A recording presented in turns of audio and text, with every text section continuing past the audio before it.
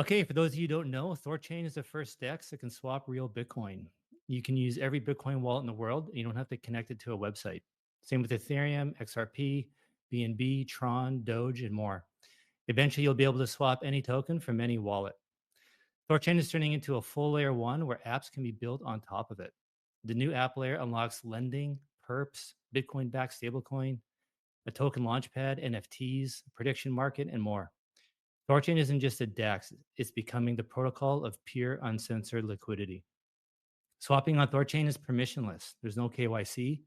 Anyone in the world can use it. To swap on THORChain, go to thorchain.org and click on swap. Bugs are being fixed, new features are coming out, new functionality being added. The site is in beta, so still lots to be done and fixed over the next few months. THORChain's token is called Rune, spelled RUNE. You don't need to buy or hold Rune to place a swap on THORChain. You just need your whatever asset you want to sell. That's all you need. But the fees that you pay to do the swap are deducted from your sending asset and used to buy Rune. And this Rune is the yield that goes to the liquidity pools and the nodes. So there's no block rewards on THORChain. 100% of the yield is real. THORChain is actually deflationary with 5% of the revenue burned. If you hold Rune on a centralized exchange, you should withdraw it in self-custody.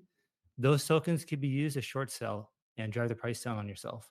Once you're in self-custody, you can look into bonding your Rune and start earning some yield on it.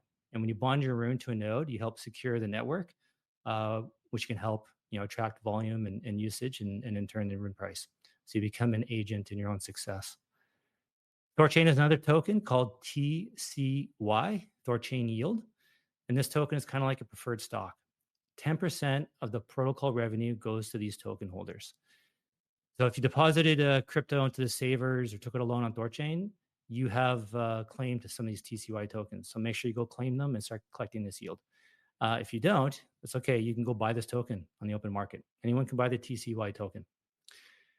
There's a THORChain community Discord and Telegram where you can join and learn about THORChain, make friends and whatnot.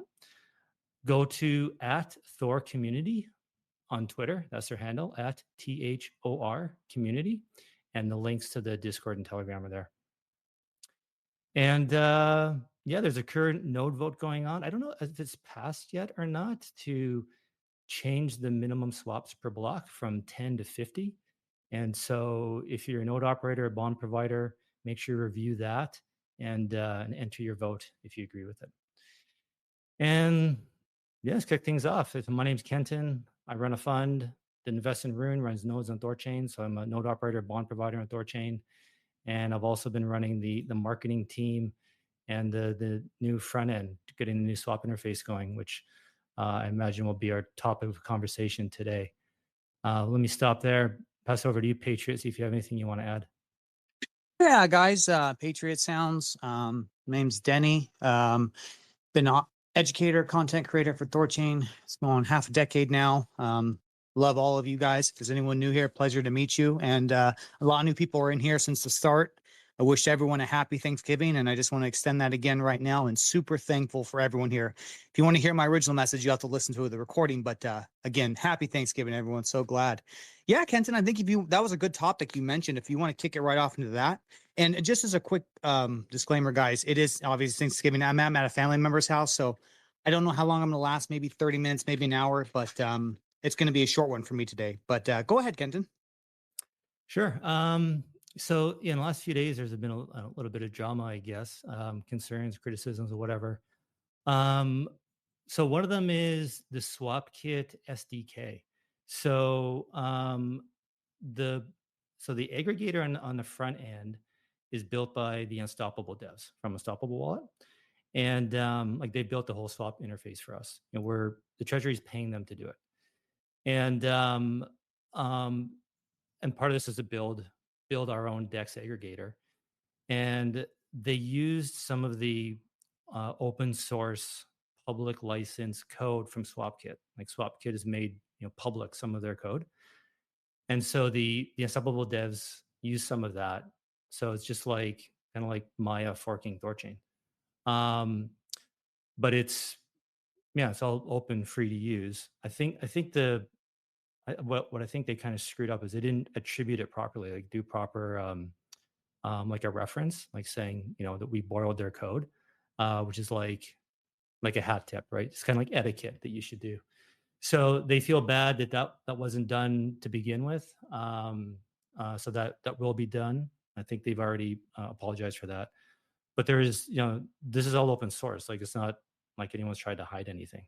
And so the aggregator is like ours, like it's unstoppable. They're building it, but we're paying for it, right? And so it's ours to use and to tell them what we want to do with it. And so over time, this STK, this library, is going to change and evolve based on what we want to do with it. And so I wouldn't be surprised like a few months or a year from now is completely different than what they started with. And this SDK will be open source and public license too for anybody else to copy. And like I hope people do. Like I hope like I want people to fork this stuff and go build and go make clones and whatnot. That's the goal with the website too. We want people to fork it and clone it and go do stuff with it, make it their own.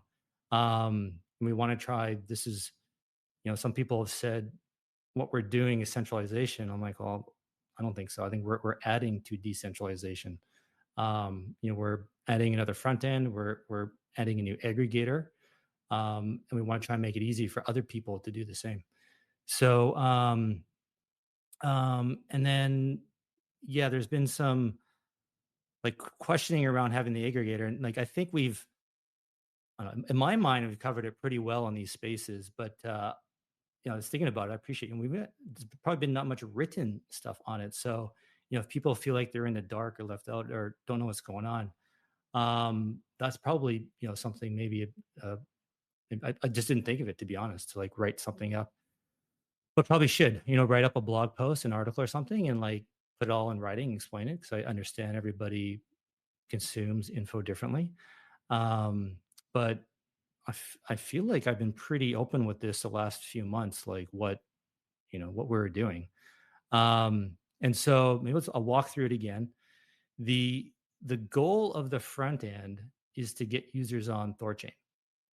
And so um, this is we're seeing on other front ends that have THORChain, but people also get routed to other exchanges because their logic is just where's the cheapest route. Okay, fine, that's great. Nothing wrong with that. They can do that. And I've pushed for a front end where the logic is different. The logic goes to THORChain first, no matter what. It's not purporting to find the best price for the user. What the front end is doing is going to THORChain first and driving traffic there, users there. And then, so I'm thinking about like the big picture. If we want users on THORChain, we want to capture the user experience. We want people to stay on our site and use as much as they can. And so that's why I want DEX aggregation, because if the route isn't on THORChain, I don't want them to have to go to a different website to go place the trade, which then, oh, I like this other site or this other interface. I'm going to use that instead. And we lose the user. We want to capture the user.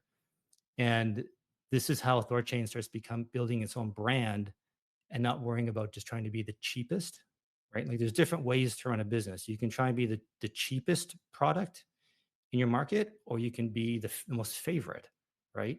You don't have to be the cheapest in order to be successful.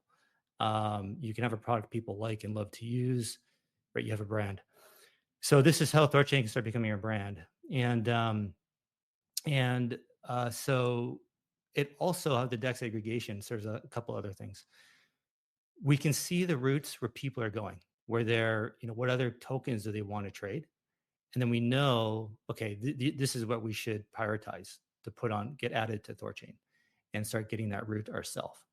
And so we're getting real world data there. And then once it's on THORChain, we can kind of do like a switcheroo, right? And so the users just using THORChain, using our site, and we just switch to THORChain.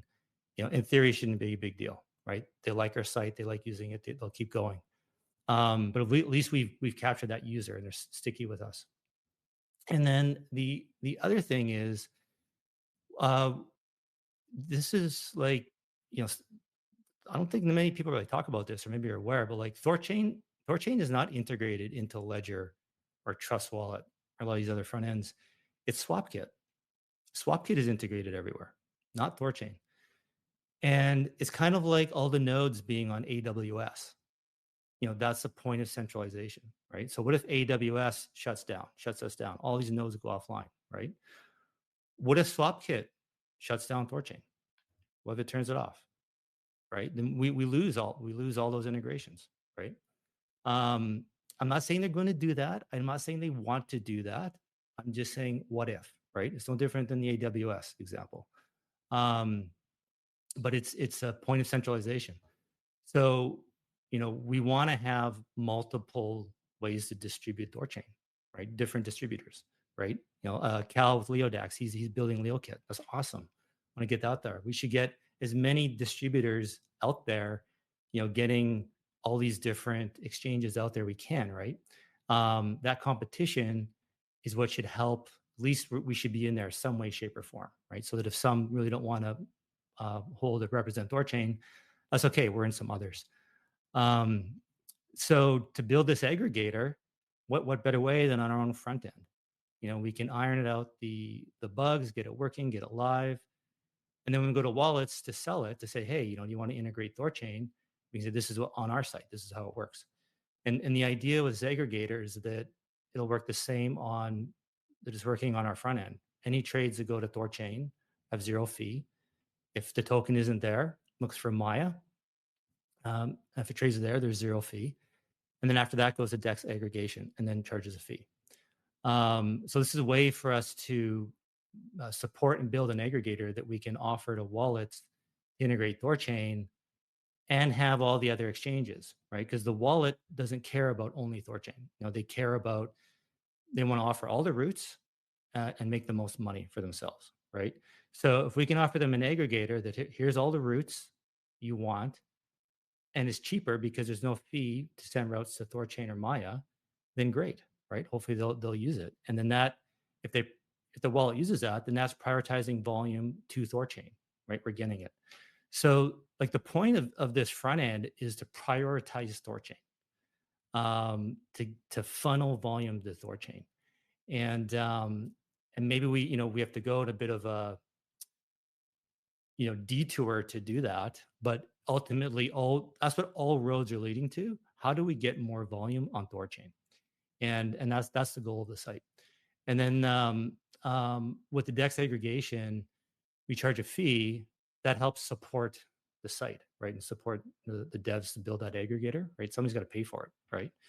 And then somebody asked me is the front end always going to be zero fee? And that's my sincere hope and intention, but I got to leave a caveat because everyone in THORChain is always like, we say something and then a year later it'll just, have to go back on our word. I hope so. But what if the only reason I could see maybe the front end eventually charging fees for THORChain routes is that what if we do get all tokens, everything covered on just THORChain? And we don't need DEX aggregation anymore. All the trades go into THORChain, all the fees go into THORChain. How do we support the site? How do we actually pay for the site? Like pay the devs to keep it alive? So hopefully there's enough money coming into the marketing fund that we can pay for that. That'll be able to use to pay the site. But maybe not. Maybe we need to charge 5 basis points or something so we can have some money going to the devs to keep the site up to date. I don't know. I'm just putting that out there, you guys. But that's the idea for charging a fee on a DEX aggregation to help pay for the site. So I think that's probably a pretty good summary. Maybe I'll stop talking and see, Patriot, if you have any questions, if I missed something, or if somebody else wants to jump up and start asking.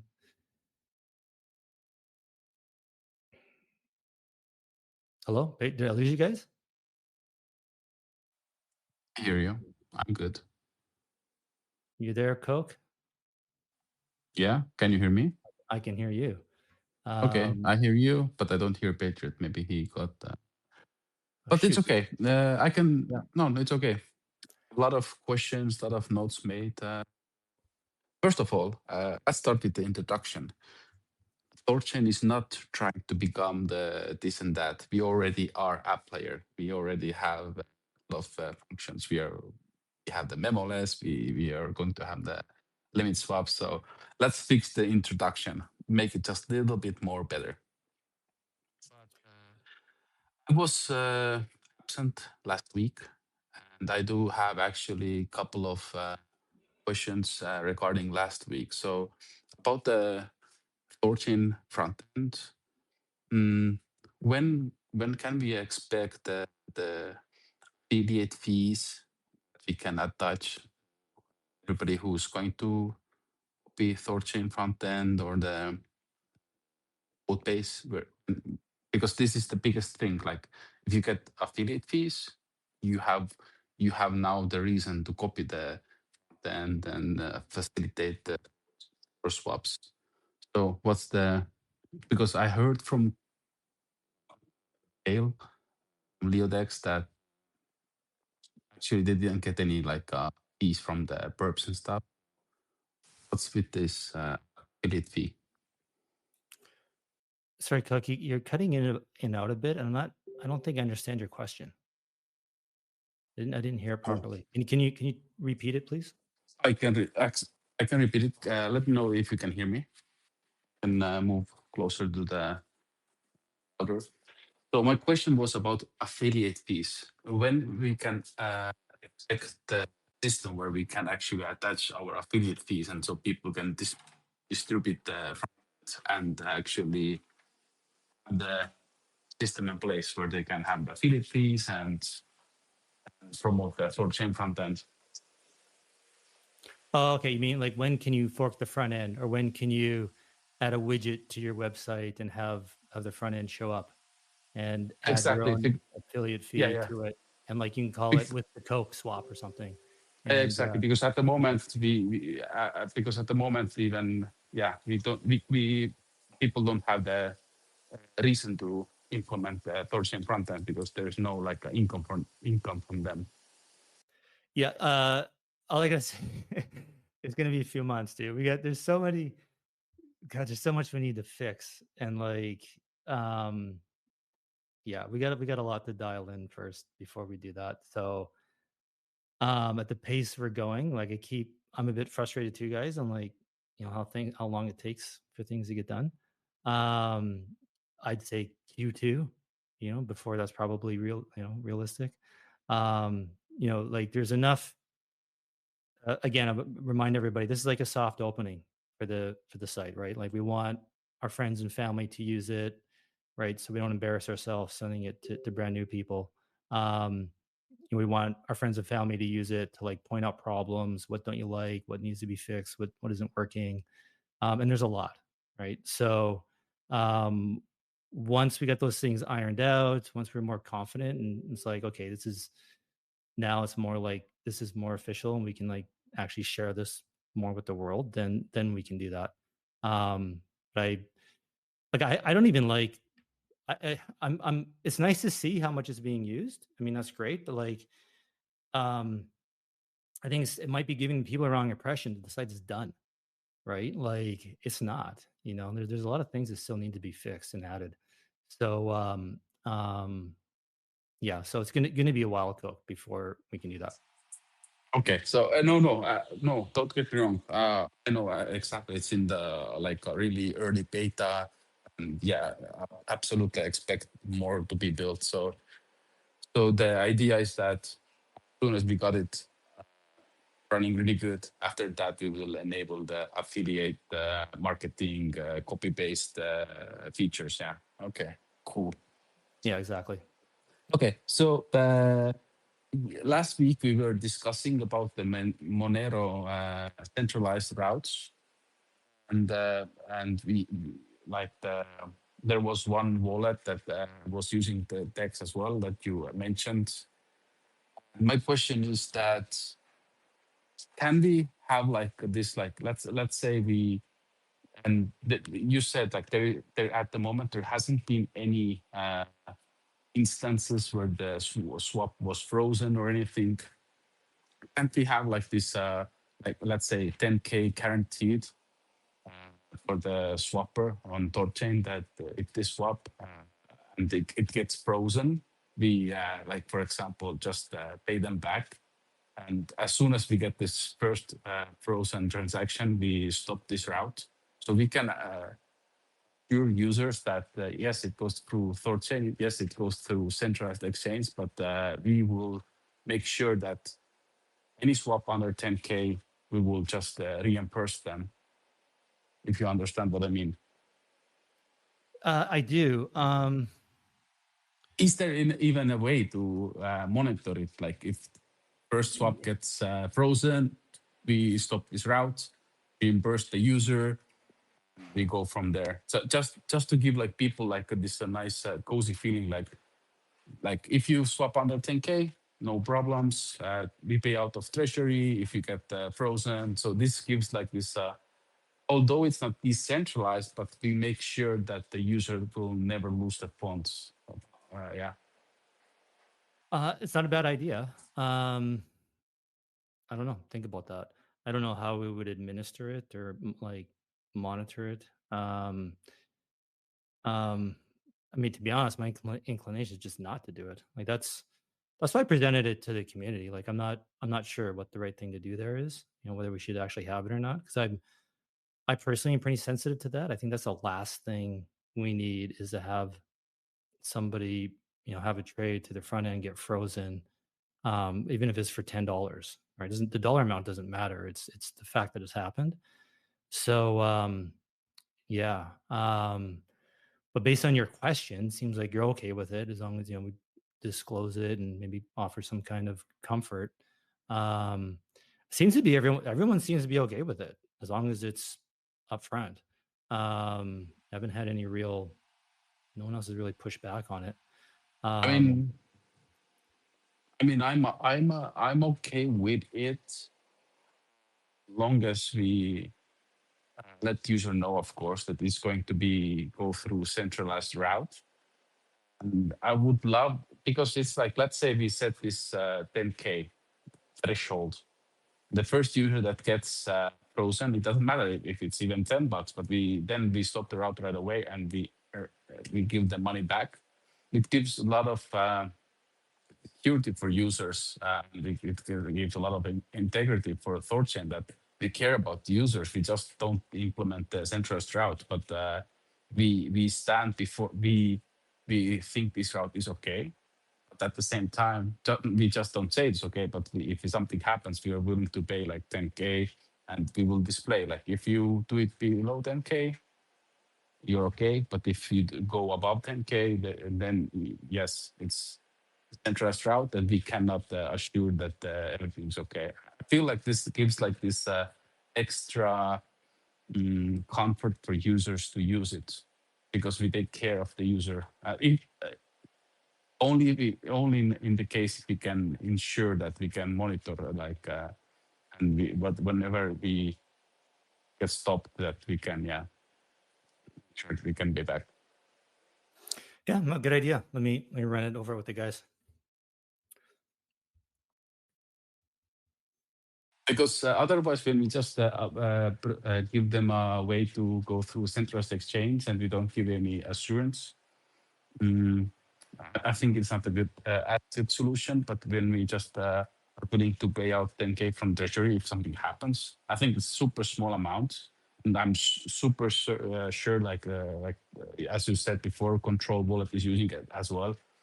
Um, I'm not doubting that it's not going through, but just give this extra like a comfortable feeling for people to use it. I think it's a really good way to stand, it's not, even though it's centralized swap, but the guarantee is coming from decentralized entity, and that I think that's the most of the is important for the user.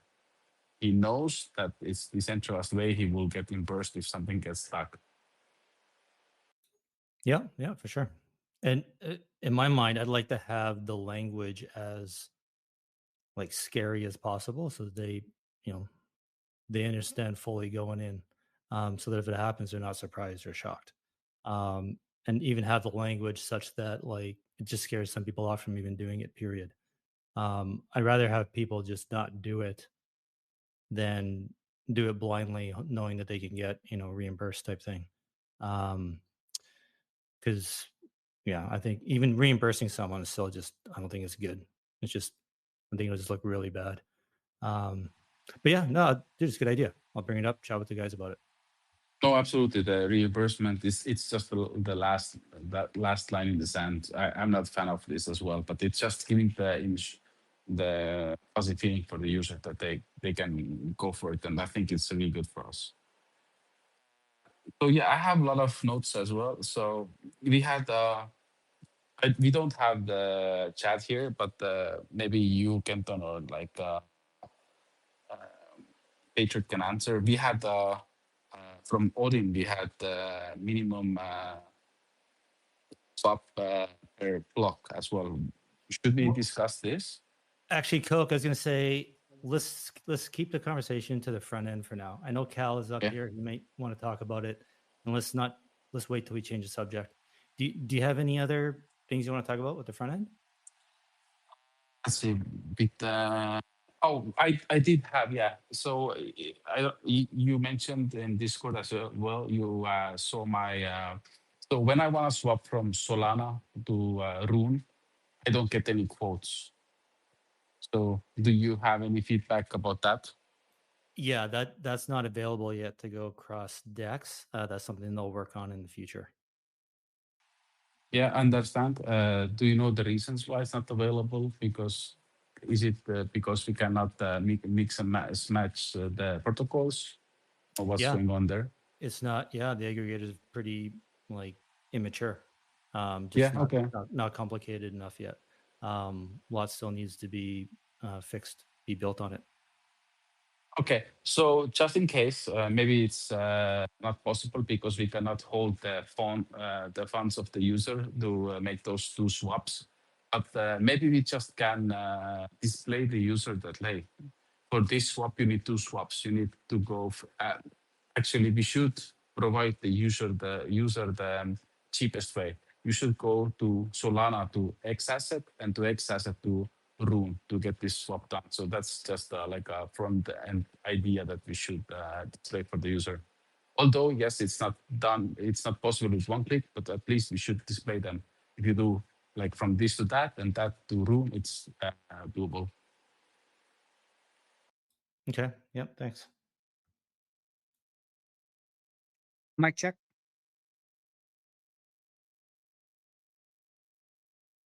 I heard you. Works fine. Yeah. Yeah. Okay, perfect, perfect. Sorry about that, guys. No, you're good. On my phone today, technical issues. Cal, did you have anything you wanted to add on that? And thank you for saying Happy Thanksgiving to me, by the way. I saw that. Happy Thanksgiving to you too, buddy.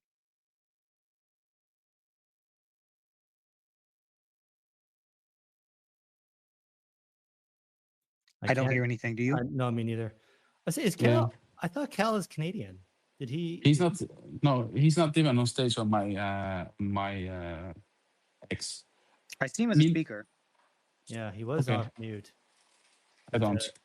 I think he said But he's celebrating Thanksgiving today as well too. But I thought he was Canadian.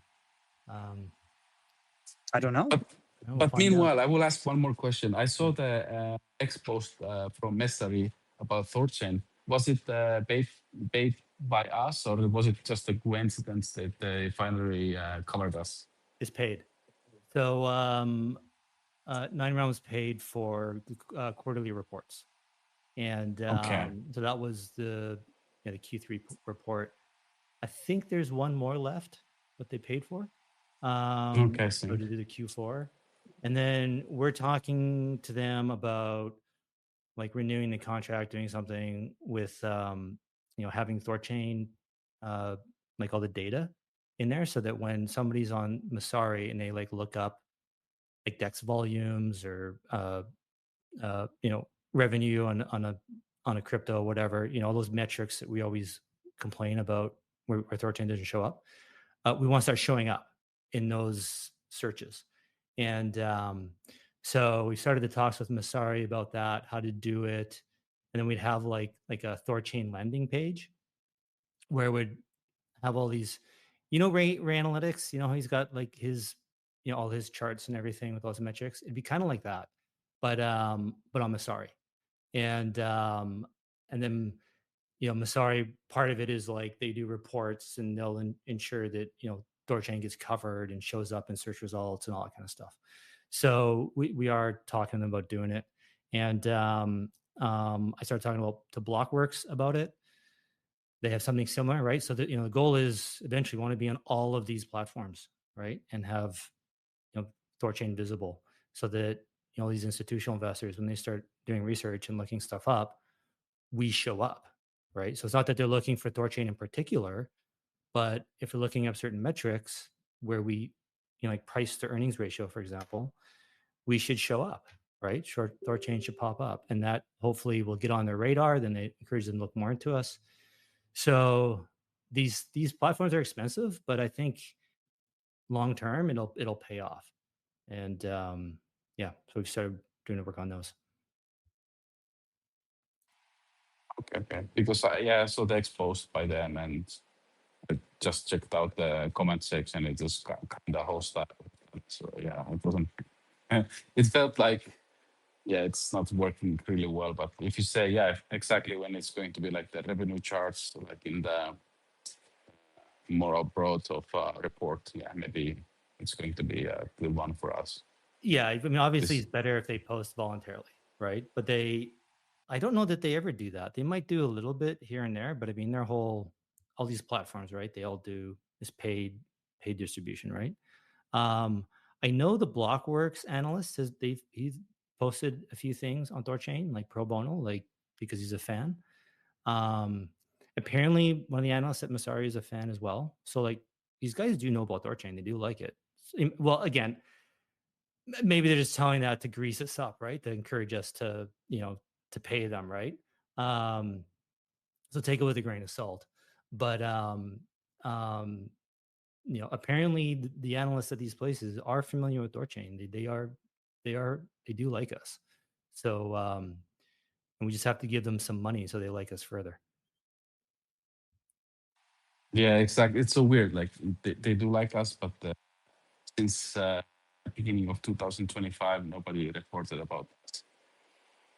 Even from the bad to good, they never brought out the decentralization, the permissionless. Yeah, it's crazy. But when it comes to the front end, the SDO, I think I don't know which website to trust. Where like which front end has done the most volume today. I think we are just neck to neck with the Swapkit today, about to take the first place. So maybe we are the first place. I don't know, but amazing job in that regards. Thank you, Kenton. Yeah, thanks. Like I said, I'm actually surprised. Honestly, I thought I'm not lying, guys. I honestly thought it was gonna be hard to get people to use it. Um, to get the word out, tell people it exists and whatnot. So yeah. Um, thanks. Yeah. Hopefully that it continues. Cal, did you figure out your mic? Did you want to try jumping in again?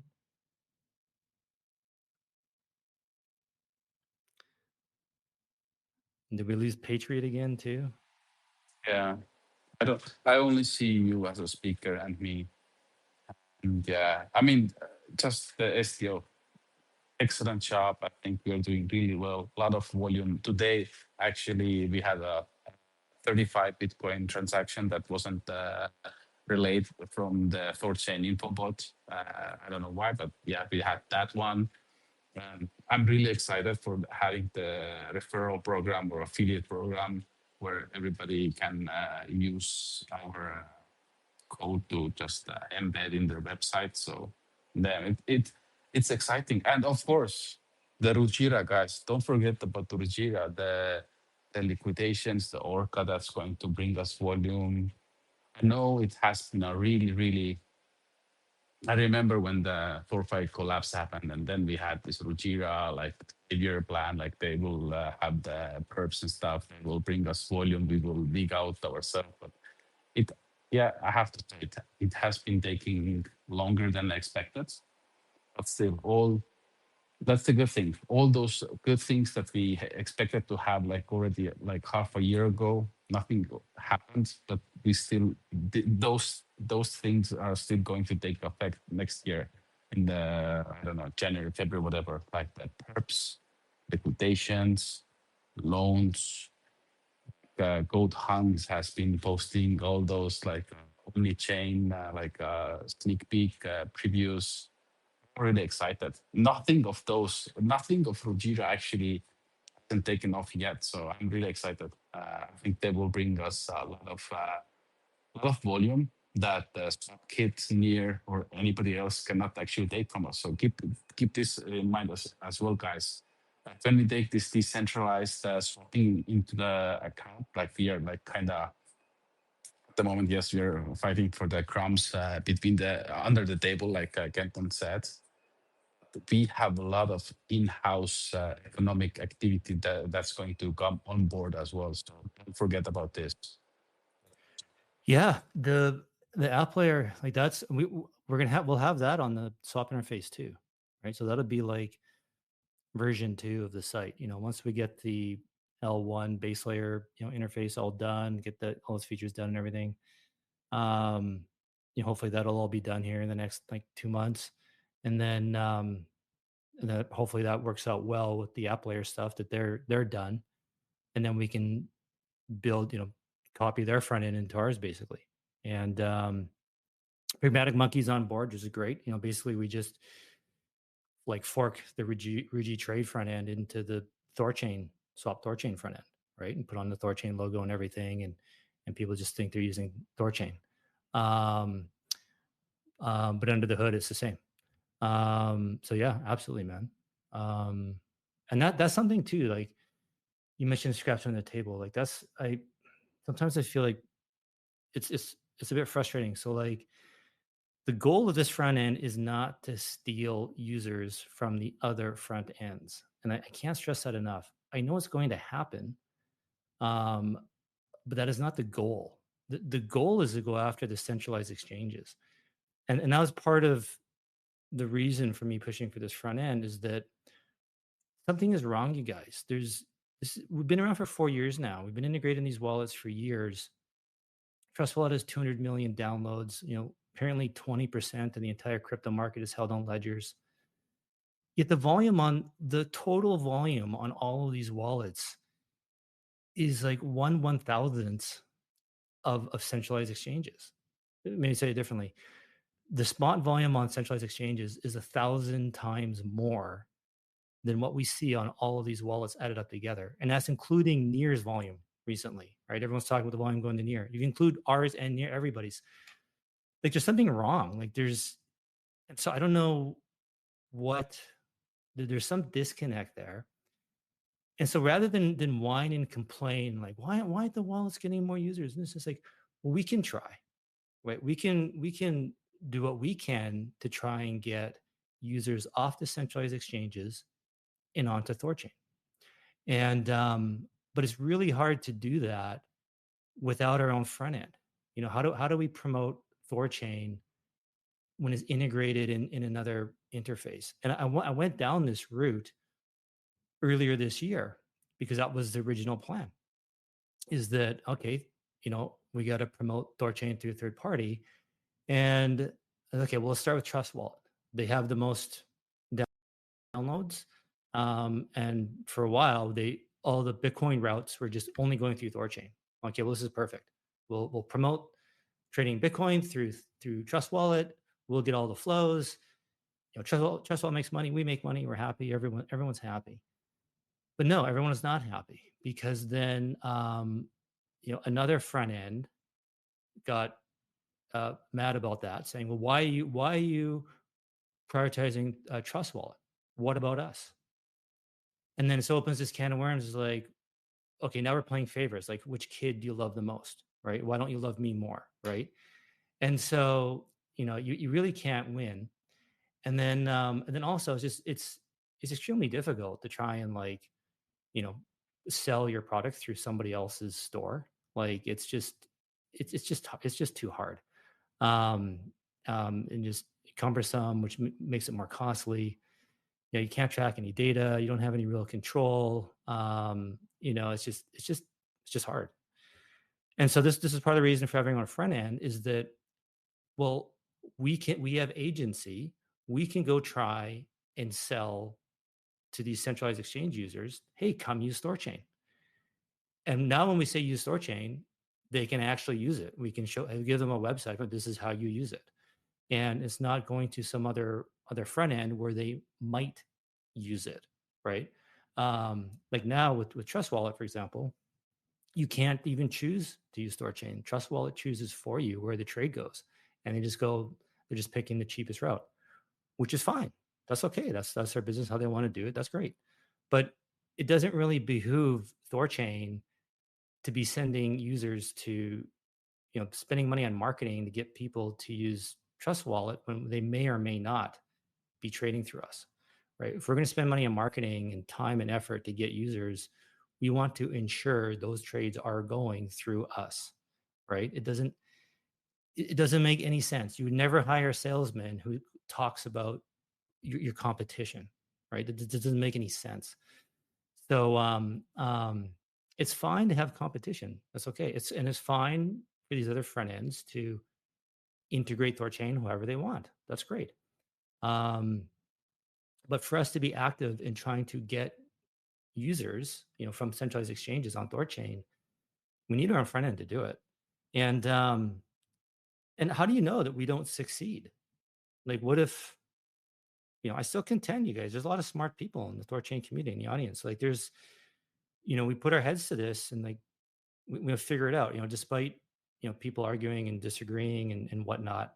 It actually is healthy because all these different ideas come to the surface and get vetted and get discussed. And, it's kind of like strongest survive. And what if we do succeed in getting like 10% of users off the centralized exchanges onto swap.thorchain.org? Like, how is that? Why is that not a worthy goal to try to do? Right? Why should we sit here and wait for their front ends to do it? Right? Oh, you're doing this wrong. You should do this and do that. Why can't we just do that ourselves? And at least I'm not, I hope we can do that. We're going to try. I'm not saying it's for sure that we can, but at least we can try our way of doing it, and maybe it will work. And so we need our own interface to do that. So it's it's just simple. It's easier to sell. Same with the aggregator. Like, this is, for me as an investor, I it's frustrating. I actually feel dumb. I should have investigated this better, but I can't believe from the get-go that THORChain didn't have a free API for the wallets to integrate THORChain. Like, that to me is just a total no-brainer. Like, I don't know why that hasn't existed. So it's only going to start happening now. So we got to offer that, because we want people to integrate THORChain. We want to do whatever we can, everything we can to get users on THORChain, right, and hit it from all different angles. So yeah, if we want to be active in promoting THORChain, active in getting those centralized exchange users, we have to have a place to send them, right, somewhere to trade. And so it's the best place is our own platform.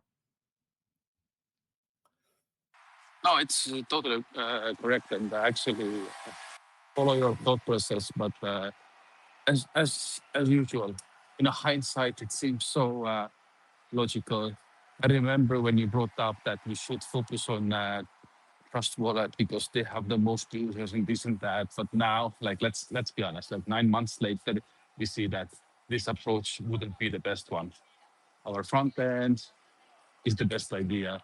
Our own aggregator is the best idea. Appler is the best idea. So yeah, everything you said makes sense. And hindsight, yeah, you just go and learn as you go. Yeah, and the other thing is too, like when we start promoting and marketing THORChain, it'll percolate in people's brains, right? And so not everybody will be interested, whatever.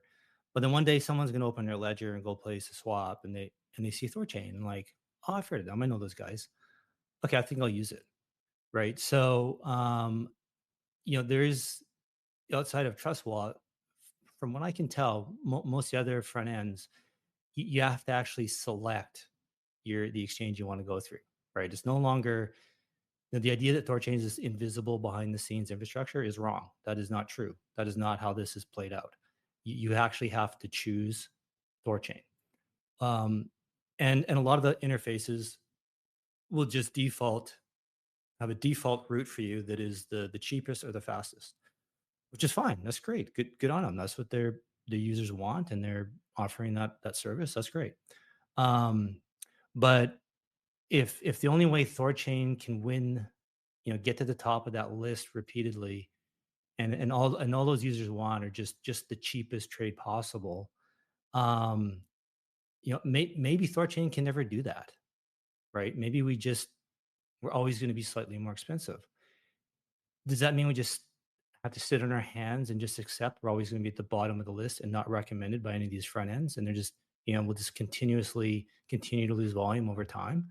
Well, no. I mean, we can have our own front end and prioritize THORChain, and maybe with a brand, like, again, not everybody is interested in paying the lowest price possible. There's other factors going into why people pay for their product, right? So on our front end, at least, we can be top of the list. We can ensure the volume goes through us, and we get it, and we can have a bit more control over our destiny. So Hey, can you guys hear me? Yes, Cal, go ahead. Okay, I'll let you Hey. jump in and talk. All right, happy Thanksgiving. Sorry to cut you off. I'm driving to the family's house, so I've been kind of in and out. But I have been listening. So yeah, I mean, I want to start by saying I think what you're doing with the front end is really amazing, and I'm a huge fan of it. So I'm not trying to nitpick you in any sort of way. I think the vision of what the front end is supposed to be is diverging a little bit from what I think I expected. And I'm not sure that aggregating other dexes is going to achieve the goal of the front end, which is to maximize THORChain volume. And I think it helps to kind of define the goal. Like, is the goal to maximize THORChain volume, or is the goal to maximize volume for the front end? And I don't think that you can do both at the same time. And I know you commented that they're not mutually exclusive, but I do see that volume is a zero-sum game. If someone swaps one Bitcoin on Jupiter, for example, they're not swapping one Bitcoin on THORChain. And while I think a lot of people want to swap on THORChain, if you give them a THORChain interface that routes somewhere else, they may see it in their mind as, well, I am swapping on THORChain, even though they're not swapping at the protocol level. So now, maybe the interface is earning a fee from that, but the THORChain protocol is no longer earning a fee from that. And as a rune holder, that kind of takes out of my pocket, both as a rune holder and as a TCY holder. So that's where I see that part diverging. If the token isn't trading on THORChain, how does it take out of the rune and TCY holder's pocket? I guess that's specific to if a token's not trading on THORChain, but it opens up a brand problem where, in your intro, you said, come to swap.thorchain.org and swap on THORChain, but you can't really use that tagline if you can come to swap.thorchain.org and then swap not on THORChain. Well, to be honest, I think it's very easy to correct any confusion if, again, the trades are prioritized through THORChain, right? If the token can trade on THORChain, it goes there. If that token does not trade on THORChain, trade goes there, zero fee. Then the logic goes, if it's not on THORChain, it'll look for Maya, and we'll trade there, zero fee. And the reason with that is we view Maya as our friends, that we work together, that they're helpful. We have more of a partner relationship than a competitive relationship. And then it also, Maya acts like a backup for THORChain. right? So that if if trades are down on THORChain for whatever reason, something like that, then it'll go through Maya, right, and kind of keep it in the family. If it doesn't trade on Maya, then it looks for DEX aggregation, right, to go somewhere else. So this trade is impossible to go through THORChain. There's no one's missing out on anything. So what can happen is the user has a choice. Two things can happen. We cannot offer the route, and the user like, okay, this sucks. I have to go to another website and go place this trade. And then the user is getting used to another site, and maybe they start using that because they're like, this one, I like this site because it has more tokens. I'm just going to keep using it, and they never come back to the THORChain swap site. Or we do offer it on the THORChain swap page. The user's happy. He stays there. He hasn't been sent away. He's like, oh, I can trade everything I want here. I'm going to stay here. And then eventually when that token does start trading on THORChain, we just do a switcheroo, right? It's no longer going through DEX aggregation. Now it's prioritized through THORChain. The user is like, I like this site. I'm just going to keep using it. I'm not too worried. In theory, hopefully it's cheaper anyway, right? To prioritize THORChain versus the other DEX. So hopefully it's win-win for everybody. And so the idea is to keep the user and not lose them. So I don't see how sending them away will do anything. Like it's will hurt THORChain. And then actually you can add to that the whatever fees we collect from the DEX aggregation. It's supposed to go to the treasury, and I'll talk to JP about it. And I think we'll just use that for more marketing, right? We'll just take those fees to keep promoting the front end. And so if we get more fees from DEX aggregation, that's more paid ads, more paid promotion, to get THORChain out there, to help people buy Rune, invest in TCY, what have you. So yeah, it's not a direct benefit to THORChain, but I think the indirect benefits are great for very little. Like I get it. I mean, it's not good. Like, oh, we can't we have to send you away. But like, I mean, I do this all the time in business. I don't know what business you guys are in, but if I can't do something for a client, I refer them somewhere else. And if I'm starting to refer people to to other people, they recognize that, they think highly of me. They talk highly of me. They start referring business to me. It's kind of like just kind of like trying to do good for people, right? Trying to help. So if I'm dealing with somebody and they're always like, well, I can't do this, but I can introduce you or whatever, I'm like, oh, this guy's great. Like, he's trying to help me. He's trying to help me get what I want, what I need, right? The customer doesn't care about us. The customer cares about himself. What are you doing for me? How do you make my life easier, my life better, right? I don't give a dang about your life. My life is what matters. So the better we can make our users' lives, the more easy, the more comfortable, the convenient, whatever, the more sticky they are with us. And that's what helps building our brand and people sticky to us. So yeah, I guess, I mean, I can see how somebody would be like, oh, well, there's, sending a trade elsewhere. But if we make it clear this token does not trade on THORChain, we're offering this other route for you and charging a fee. Like, I don't see what's wrong with that.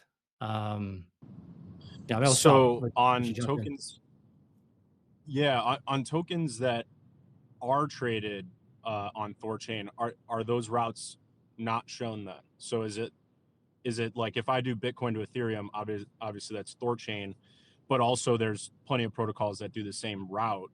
Is the user able to choose a different route from the front end than THORChain?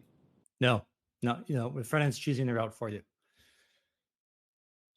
So the front end chooses the route completely. There's no route choice at all for the user. That's right.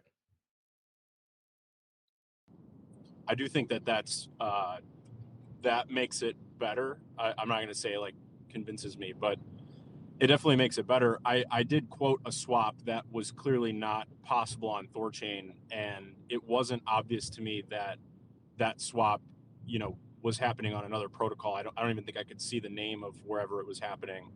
So, I'd say my biggest kind of counterpoint, and I understand that, if you can build something that makes money and you can make that money and use it for something good, that's generally a good thing. But if a user's coming to THORChain.org to swap, I would say that they're expecting to swap on THORChain. So, there's plenty of people out there that swap for many different reasons, whether it's the cheapest, the fastest, or, by protocol.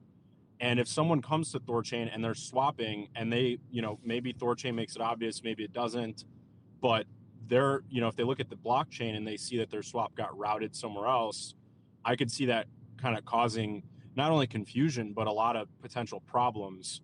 And, the problems aside, the confusion part would be, is THORChain now a DEX protocol, or is it a DEX interface, or is it a DEX aggregator?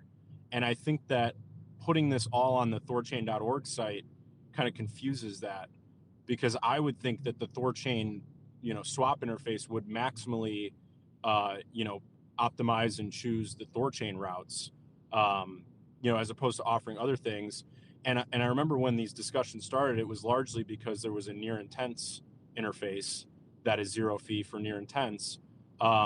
And I obviously I don't really use it much, but my understanding is that it's only near intense. Like, they're not aggregating you to other assets. And if it's not on near intense, then it's not on that site.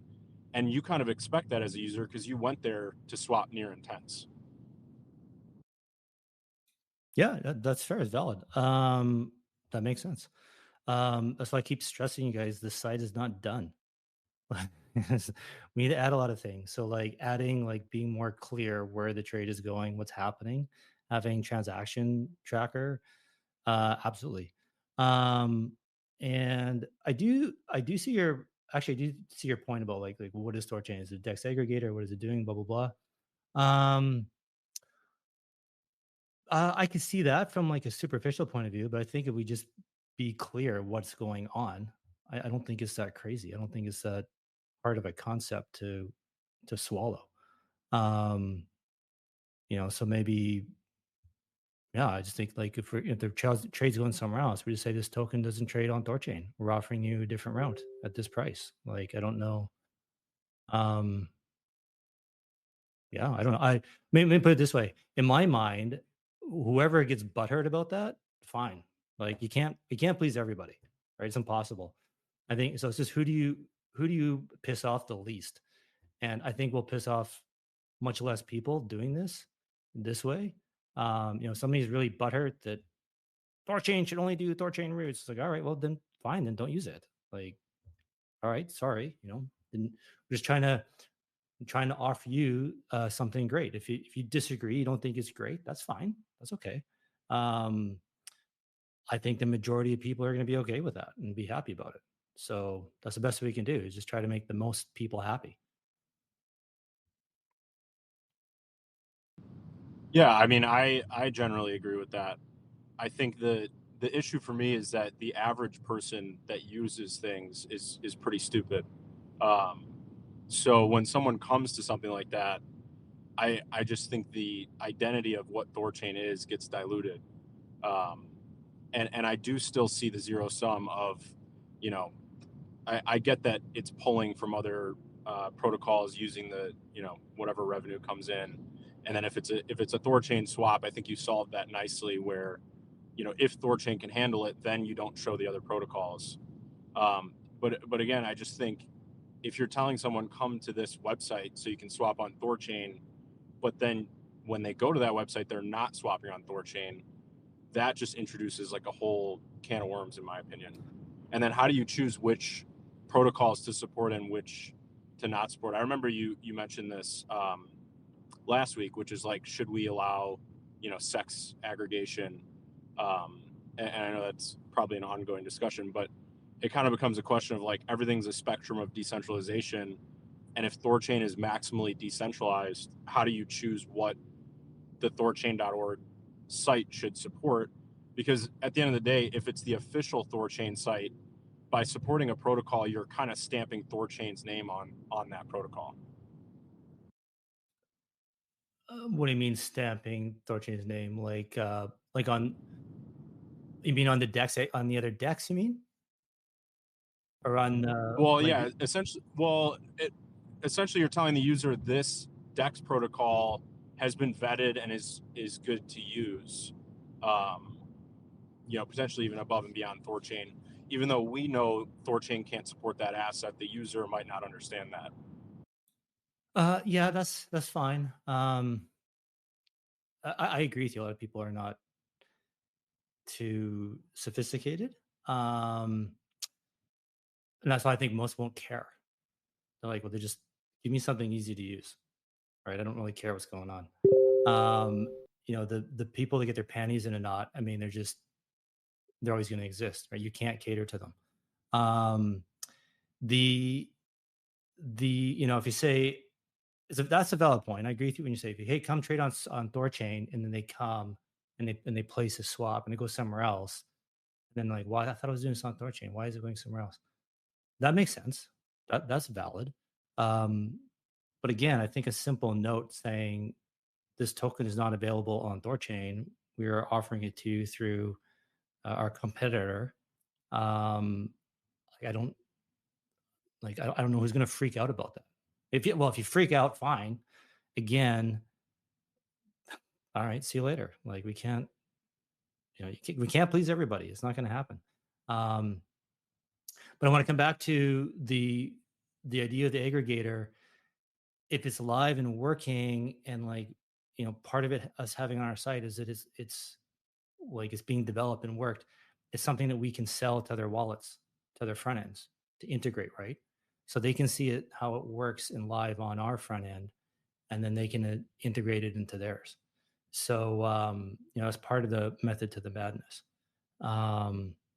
So it's yeah, we're not gonna be able to please everyone, right? So it's just going to be, who do we just minimize how many people we upset.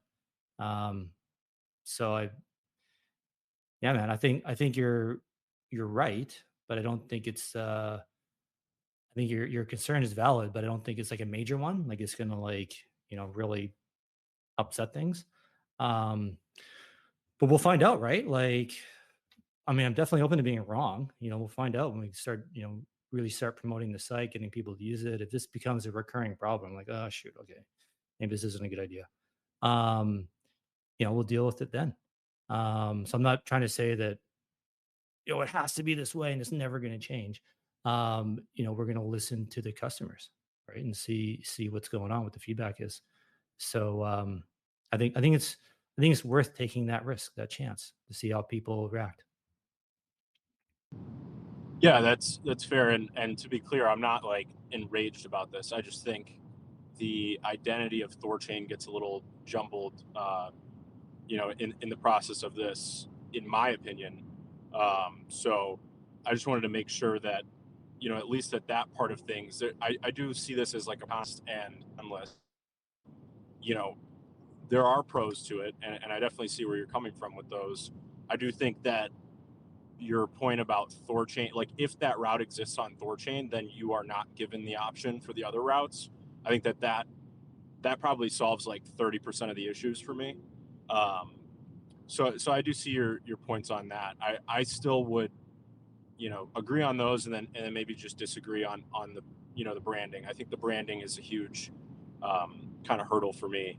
And then outside of that, I think, there's a lot of things coming where, I know Chad's talked about this, but having long tail assets and allowing node operators to kind of be the decision makers on that, I do think will kind of make a lot of this a moot point in the long run. So, my operating thesis with everything is try it, and if it doesn't work, you get your hand slapped, pull back, and change directions. So I'm not fully against doing this. I do see quite a few cons with doing it. And I do think that it'll hopefully over time, as that upgrade comes out, the long tail assets will be supported anyways, and we'll have spun our wheels about this for no reason anyways. But I do see a kind of short term branding impact. And I guess I would toss a question back to you, and I'm gonna have to jump out of here soon. But have you thought of maybe branding the the SDK that you guys are working on, and I'm a huge fan of that as well. I think THORChain should have had APIs from the beginning, open source APIs, and said, if you want to integrate, here's and Near actually has this. It's called One Click. So I do think THORChain should have something like that. Have you thought of, branding that as something specific? And, obviously the kind of like low hanging fruit would be like something like THORKit. But, for example, Near Intense with One Click or some of these other protocols have come out with kind of a spin-off. I think Chainflips is called Broker as a Service. So I do think some of these ideas would be really good as kind of like a spin-off to THORChain, so to speak, because then you get good brand separation as opposed to everything just being kind of umbrellaed under THORChain.org. That's where I think you kind of get some confusion. Yeah. To be honest, I haven't thought that far ahead. I think right now the aggregator is being branded as a UKIT. It's unstoppable, right? It's their aggregator. So, we're basically financing them to build it. And then, but yeah, like you're right. We should have like a THORChain kit. Because that is, and you're right too. Hopefully this is all a moot point in several months, which to be honest, I'll be surprised. I mean, the only way the long tail assets is going to work with THORChain Intense is that we support the base chain, right? I mean, it's taken 2 years for Solana, like I've kind of given up on everyone's timeline about adding chains to THORChain. So, those intents for long tail assets are only as good as having the base chain there. So, I don't think we're going to be adding, 50 base layer chains in the next year. I hope I'm wrong, but I just don't see it happening. So that's why I feel like this, aggregator in the meantime is just something for us to do and work on and have and offer. But that is ultimate. JP has talked about this. This is ultimately the goal. He wants to have just one API for a wallet to integrate. It's free and it offers every token, and they all go through THORChain. That's the end goal. So yeah, that is the end game. What it's called, how we sell it, what we'll see. But yeah, that's the end game.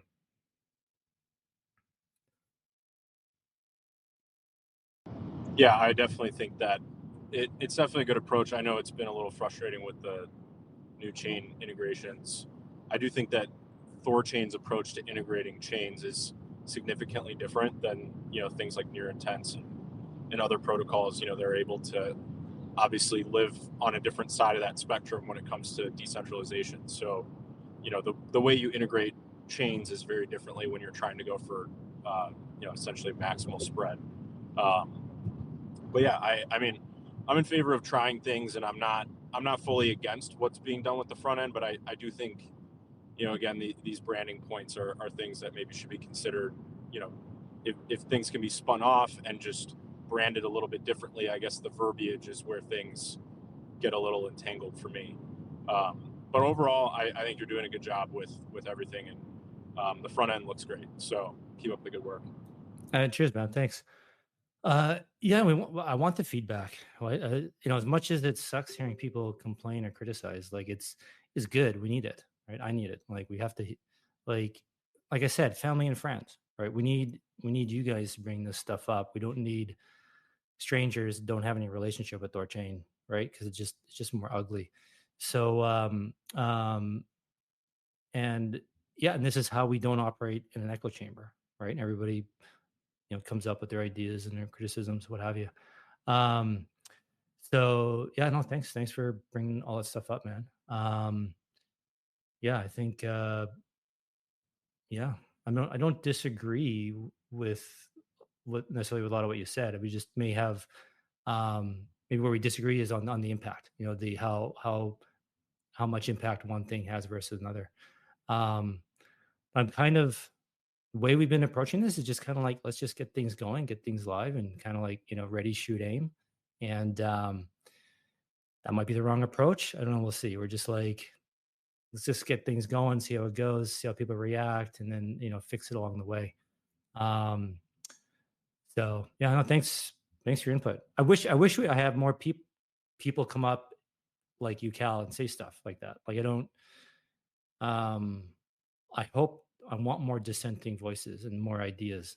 Right? We need that. So thank you. Yeah, thank you, and thanks for the the platform to talk about it. I think, and I definitely don't want to come off in like a, and I hope my tweet didn't come off that way. It's like a complaining voice, more just like, hey, have you considered this angle of things? So I've always appreciated that about you, and I am a huge fan of the ready, shoot, aim approach. So yeah, just keep doing it, and I'm sure there's plenty of people that will be happy to tell you that you're wrong about things. That's the internet. Um, but yeah, I think you're doing great, and happy Thanksgiving to everybody, and have a great day. Cool. Thanks, Cal. Happy Thanksgiving to you too. And I didn't mean to say you were complaining or necessarily anyone else. I just meant in general. That's why it's so much easier to talk, guys, because like on a text, you never know what somebody's tone is. Like, or especially if someone you don't know if English is their first language, right? So you read something and it's like it comes across weird, but then you realize English is their second language. So yeah, no, it's meant in general. Anybody has criticisms or whatever concerns. Um, didn't mean to point at you or anyone else in particular. Crypto XE, are you up here? Did you come up? Did your mic work? Hey guys, can you hear me? Yep. Yeah. Happy Thanksgiving for everyone who is celebrating. Hope you have a nice day. Yeah, nice conversation. I think it's good to put the word out there, have some opinions that are maybe not always aligned to come across, because I think one of the mistakes in the past has been just to be in an echo chamber. And I think from the discussion I saw, like we kind of were triangulating a bit um, between the posts you and Carl and I were posting and so on.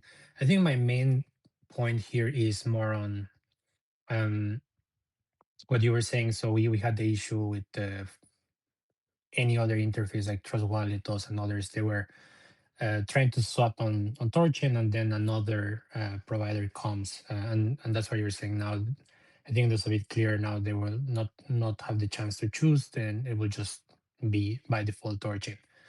I think the only point where I'm still a bit undecided is, if there's a route that, for example, a user wants to do, let's say through Jupiter, well, that doesn't really, and there's no competition really with THORChain. Then I think that should be fine, right? Like someone that wants to do Solana to whatever Trump coin, or that really doesn't affect. But where I think it was not so great is that if there's a route that THORChain doesn't support, right? But um, that that provider also is a competitor in other routes, then that's where I thought that it should not be shown there. So I see it a little bit as, well, we ran out of Coca, but I'm Coca-Cola and I sell you Pepsi. That was not so great.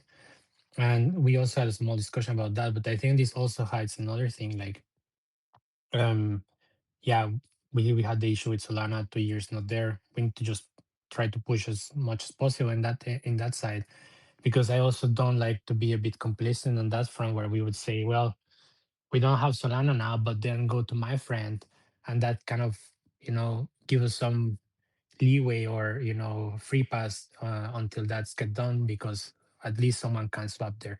I don't think that really benefits us at all, and I think the focus should just be to if that route is requested and it's not there, just bring it in. So I think as and this just comes from the perspective of a THORChain interface, and my main concern on this was, like, do not do a repeat of what had happened in the past.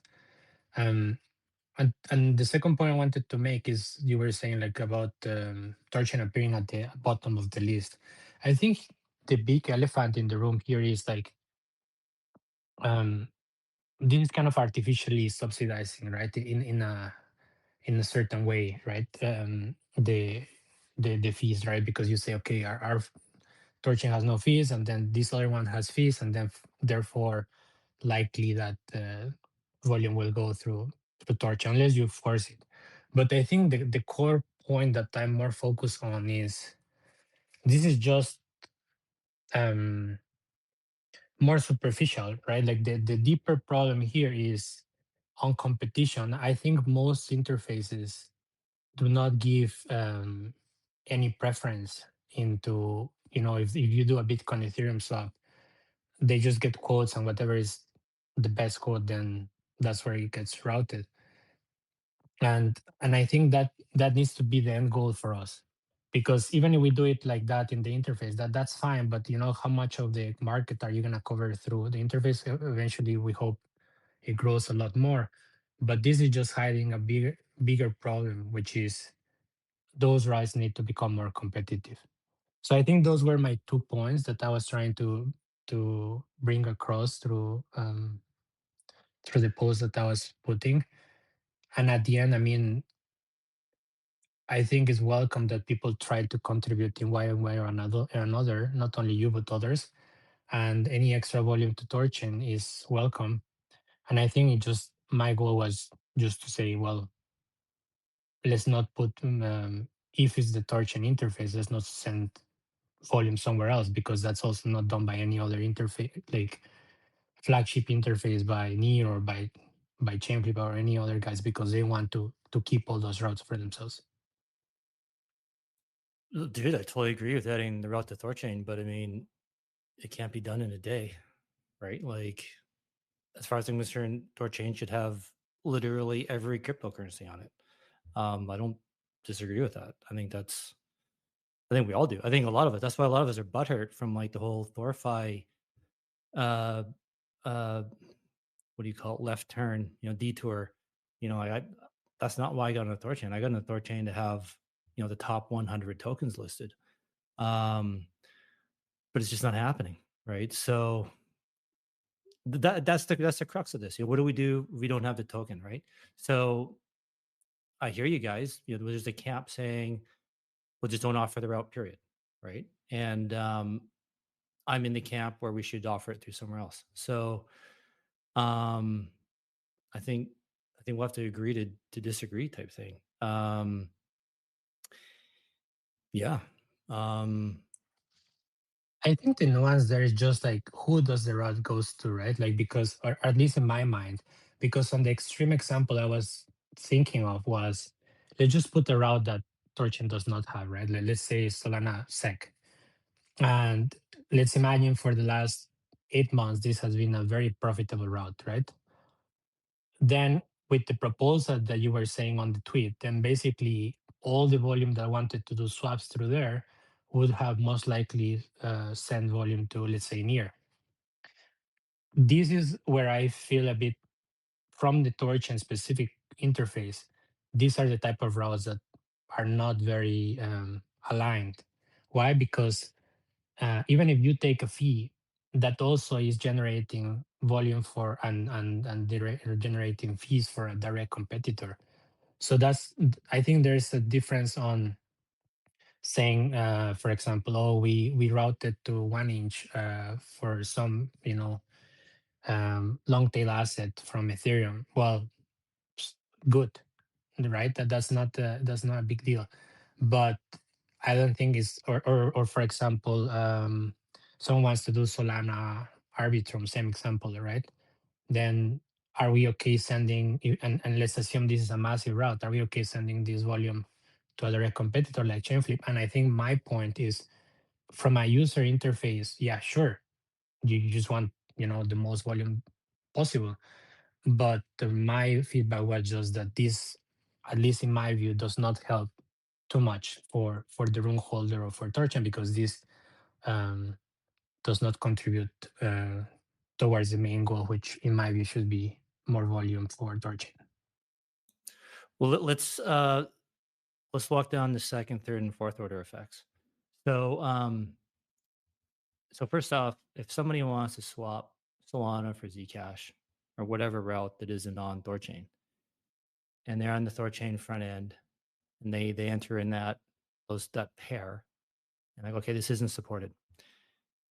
Does a person just go, all right, well, I'm not going to do it? Or do they go online and start looking, where can I do this trade? Right? I think it's more likely the user goes online, starts looking for another exchange, another website to go place that trade. And they go find it, they place that trade, and then like, oh, hey, well, I can swap Bitcoin and Ethereum here. I'm just going to stay here. I'm not going to go back to that THORChain site. I'm at my new site. So we just sent the user away. We just lost the user. And that does not benefit Rune holders or TCY holders because we lost a customer. It's in our benefit to keep the customer. Now, we may not, the TCY and Rune holders may not make money off that user on that exact specific route. But that user is like, hey, I can trade all my tokens here. I don't have to go anywhere else. A month later, whatever, they're like, yeah, I want to trade Bitcoin for Ethereum. Go back to my favorite website, swap.thorchain. They place the trade. Then the Rune and TCY holders benefit, right? So it's not like you're with your clients, with your customers, you don't have to make money on every single exact action they do. You just have to make money on the majority of their actions, right? It's okay, to give them free water, free bread. Like it's okay, not to make direct money on something, right? The idea is that they're going to stay with you for the long term. You're going to get repeat business, and they're going to bring more business to you, right? So, um, I think that's worth it to keep that user, and hopefully they come and trade the tokens that are on THORChain, and they don't go away somewhere else. Yeah, I mean, I understand the point. What I'm trying to say is more like, I mean, you just yourself said it, right? Like it was a mistake to not have a THORChain API where that was integrated everywhere, right? You give away to someone else that. This is exactly doing the same, right? Like if right now we don't have this route, okay, now we put someone else. I mean, this in my view is exactly going in that direction. And again, if it's a user interface, of course you want to maximize the revenue that you make, or not you directly, but that interface. Yeah, of course you just want to integrate as many chains, and I think the issue is, of course, if a user wants to swap Solana to SEC and it's not available in the interface, they're just not gonna wait and you know stay there until THORChain decides to bring it on. And that has been my fundamental point. Like the fundamental here, these are just corollaries. Like the key point is those routes need to be included. Now, on the second level is, do we want to send that to an interface or to a protocol that is competing and send money there? And my extreme case was, imagine that then suddenly THORChain, like in a very extreme case, is sending like 50% of the volume to a competitor. Are we going to be happy about that just because that route doesn't exist to us, while we strengthen a competitor who has competing routes, even though that specific route that doesn't work? That was where I was thinking of. But again, I mean, this was just sharing my view because I think it's important that that other people and other interface also become more active in sharing those opinions, and hopefully we end up in the best possible outcome for THORChain. I mean, we discussed that also privately, but I told, like, we all want THORChain to succeed as room holders. So at the end, that's my goal. So, well, let me ask you: if somebody wants to trade a million, you said 50% of the volume is. Well, let's just pretend, that the swap interface does 10 million in volume a day.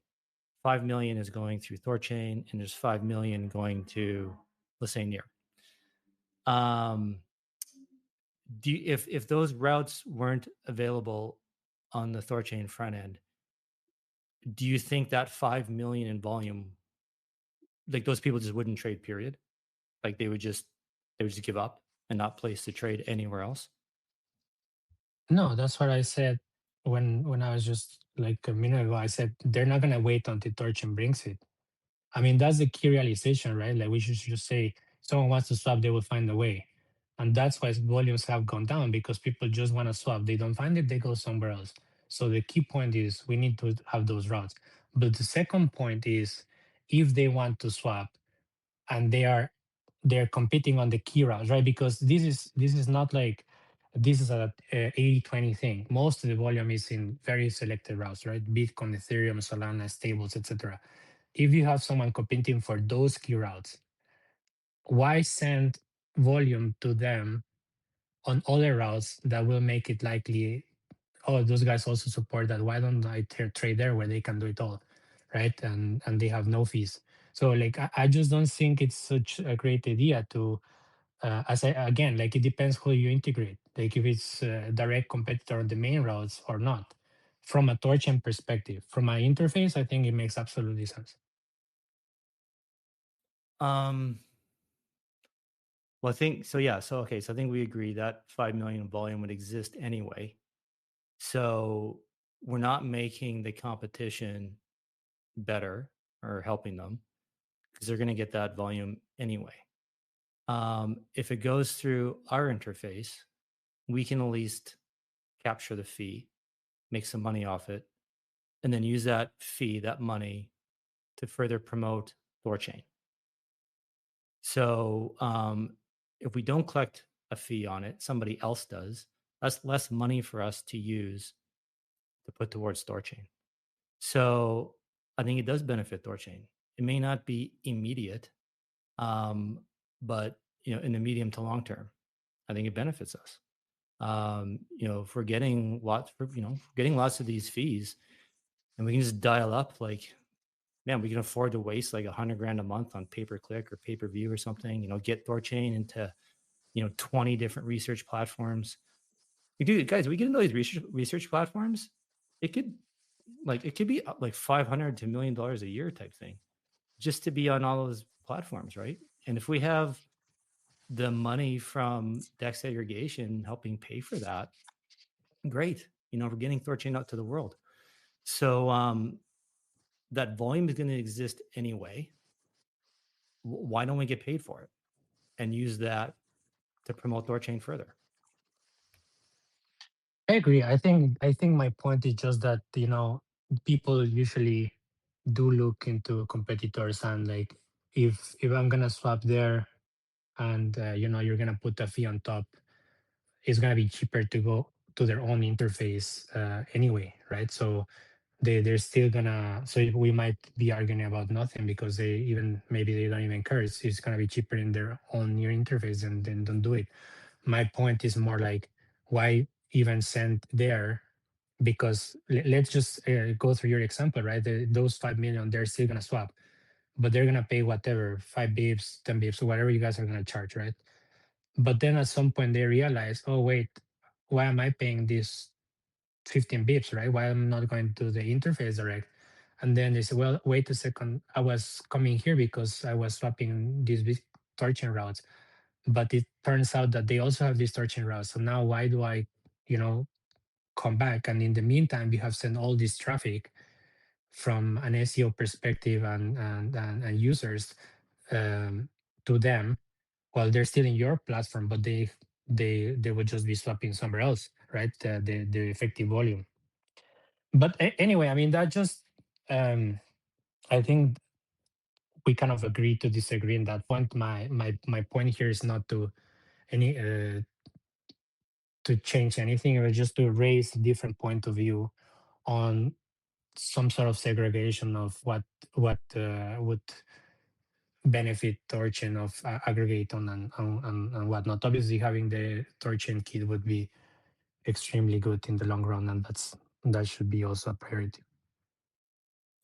Okay, now I understand what you're saying. That doesn't make sense. I get it. So you're saying if the user swaps on THORChain, they see a competitor with a fee on top, they're gonna be like, oh, who's this competitor? And they're gonna go right to that competitor's site to try and avoid the fee. Then they're gonna see Bitcoin and Ethereum and everything else on the competitor, and then they'll just stay there and not come back to THORChain. So we've shot ourselves in the foot. Correct. But I see. Okay, I gotcha. Yeah. that makes sense. That's a good point. Yeah.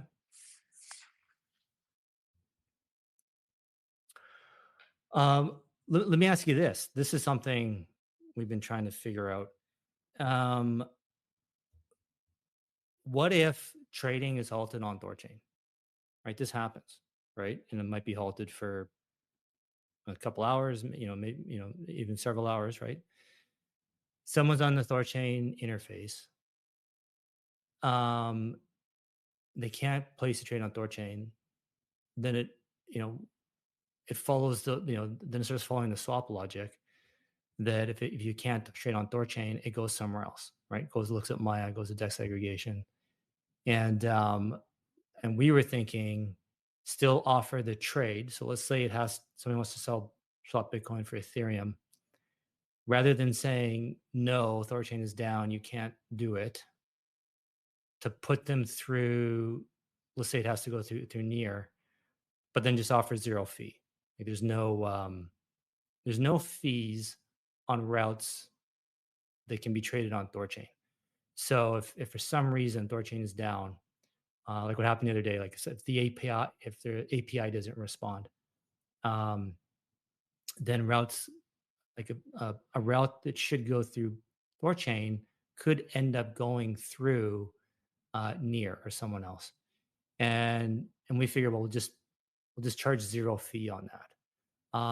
But the idea is to still help the user place the trade, and not force them to leave, go somewhere else. What are your thoughts on that? Yeah, I mean this is the goal, right, from the user interface to protect that, the I think most users just want to swap, and they have they're very short term risk on the swap execution. So they mostly believe that every interface, if they integrate certain provider, they're safe enough.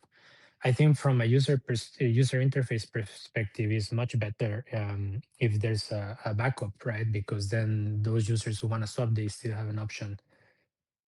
If you charge no fee, then, well, I guess that's fine, and then only make them available if you're down. But I think most of the competitors, if they're down, it just happened recently. There was some issues on Stellar, on Near, and others. You just cannot swap.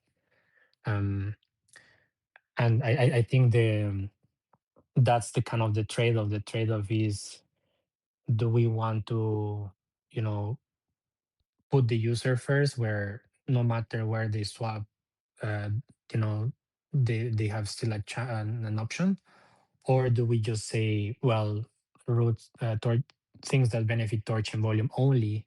Then in these cases, as a priority, then you just say, well, sorry, we cannot swap for now. And obviously that is a trade-off. There's no, you cannot, as you said, keep everyone happy. So like either you keep the user happy and then they swap wherever they can, or you just try to route as much volume to THORChain, and then some routes do not take place when THORChain is down. Yeah, that's what we decided on. Focus on the user, make the user happy, and keep them on the site, so that if that happens, that they can still place a trade somewhere else. But I get it, like that could open up a whole new can of worms. So yeah, I don't like I totally admit and acknowledge that this isn't like a perfect solution. There's going to be criticisms. But the way we were approaching it is like, well, who's going to criticize the least? What could have the most impact upside for us? So this is how we've been viewing it. But yeah, so we've been viewing it from like the user's point of view. What's best for the user? And as long as THORChain is getting as much as possible, like everything's being directed through THORChain, and that's how we're justifying it. That's how we're thinking about it. But you're making me think about this now. But if the user sees another DEX and they're like, well, then maybe they never heard of Near before, and they want to go check it out, and then they just stay there. You're right. That's definitely a risk. something we'll have to think about. And maybe it's just a matter of just seeing how it goes. Because there's going to be Google Analytics and everything on the site, and we should be able to kind of track, repeat people and whatnot. So hopefully we can get an idea if that's happening, and then correct. Right? Maybe it is a problem. Maybe this has happened a lot, and we're like, gosh, we need to stop. It was a bad idea. So want to try to make it clear to everybody, like, this is working, like, this isn't like set in stone, right? This is what we think is the best idea right now, and we're going with it. And I like what some people say, right? Has strong opinions, loosely held. So the ultimate goal of this site is to funnel volume to THORChain. If it's not happening or being volume's going, we have to fix it, right? So that's our KPI, is volume going to THORChain. Is that happening? And if it's not, if it's leaving, then we'll do what we can to fix it.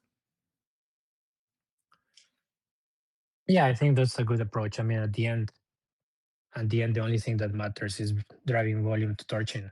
So there will always be some um, hurdles to overcome, but just I think that that is being done a good job so far. I mean, volume is going up, and I think my core focus is more like, let's just push hard on these other points that are really holding a big back the potential, right? Like, we can become a bit more competitive again and bring a bit more of the new change. That's where I would like that a lot of us rally, and I know you also are pushing on that front. But I think that's where the money is right now. Like, bringing those to fruition as ASAP, and then just win back all that volume. Dude, I totally agree with you on your chains. And like, this is something too, guys. I hope you understand. Like, just because this is what I'm working on, focusing on, doesn't mean this is the only thing that should be done. Like, this is the only thing I know how to do, right? I know I can do these spaces with you guys. I know I can get involved in marketing. I know I can, get this front end going. I know I can promote it. I know I can, get involved in helping THORChain do sales. But I'm not a dev, right? I don't know how to add a new chain, you guys, right? I don't know how to do that or find the people for that. So like, I've been trusting other people to do it, and like, I want those things done too. I think that is higher priority. Getting these other chains going. It's really frustrating how long that's taking, and I think that's we do lose with that. So I think what I'm doing with this front end and the marketing fund, like, it's been getting a lot of attention within the THORChain community, because no one else is really talking about anything. So, but that doesn't mean I think that this is what I'm working on, what I can do and contribute to the ecosystem, right? And I hope others take that as like guys, no one paid me to do this. I just started getting my hands dirty, getting involved, and getting loud, and my ideas percolated to the surface. Um, if you know how to add chains and like get in there, get involved, like start making a scene and start getting your hands dirty, like um hopefully I can motivate you guys to like self actualize. So I'm just doing what I can do, where I know I can add value, but it doesn't mean this is the only thing that should be done. I can't agree more about trying to improve the quotes on THORChain and all that kind of stuff, but like, guys, I don't know how to add concentrated liquidity to THORChain. Like, that's way out of my wheelhouse, right? So but I agree with it. I think it all should be done. That's not something I can do and move forward. So yeah, I think that's the thing too. I hope people understand what I've been working on and doing here, guys. This isn't taking away from anything else. This is all bringing in fresh blood, new eyes, moving all this stuff forward. So it's not, maybe we distract Familiar Cal a bit with a bunch of questions, because he's been kind of, he's in control of a lot of things. We got to get his help on the marketing side. But other than that, this isn't taken away from any of their developments on THORChain. So this is all happening in parallel.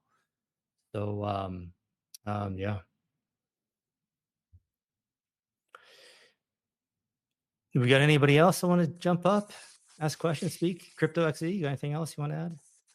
No, just thanks for having me and hearing my opinion, and yeah, keep it going, guys. Yeah. Well, are you still on for December 6th? We're gonna have Thor Wallet on Yep. Saturday, December 6th. Yeah, great. Yeah. If you guys don't know, Crypto XE, he's behind Thor Wallet, and we're gonna have him represent Thor Wallet on Saturday, December 6th on that space. Yeah, looking forward to that, man. We had a good chat there one-on-one.